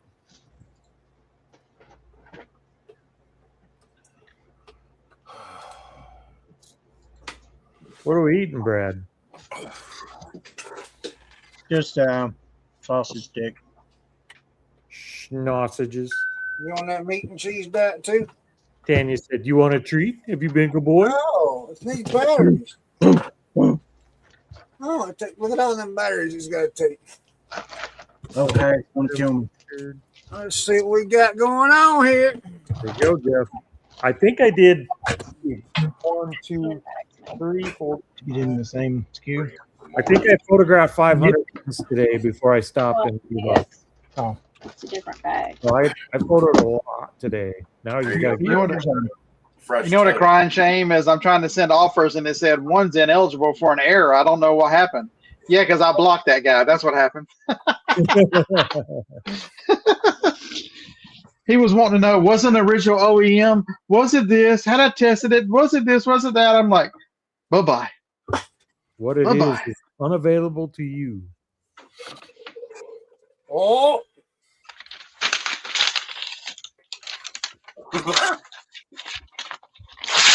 making noises.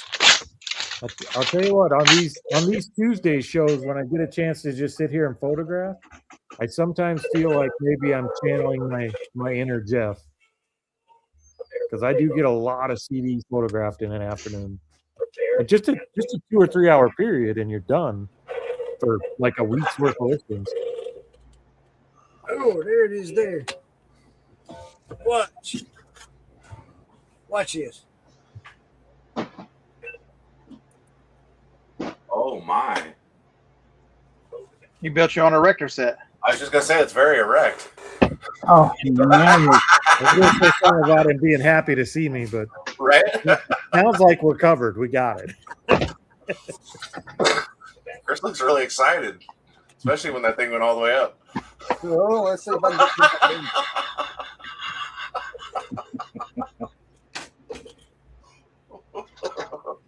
get oh. All right, going to the post office. Well, we've been over 3 hours, so we should probably all go to the post office. Later, dude. Later. That's pretty cool, man.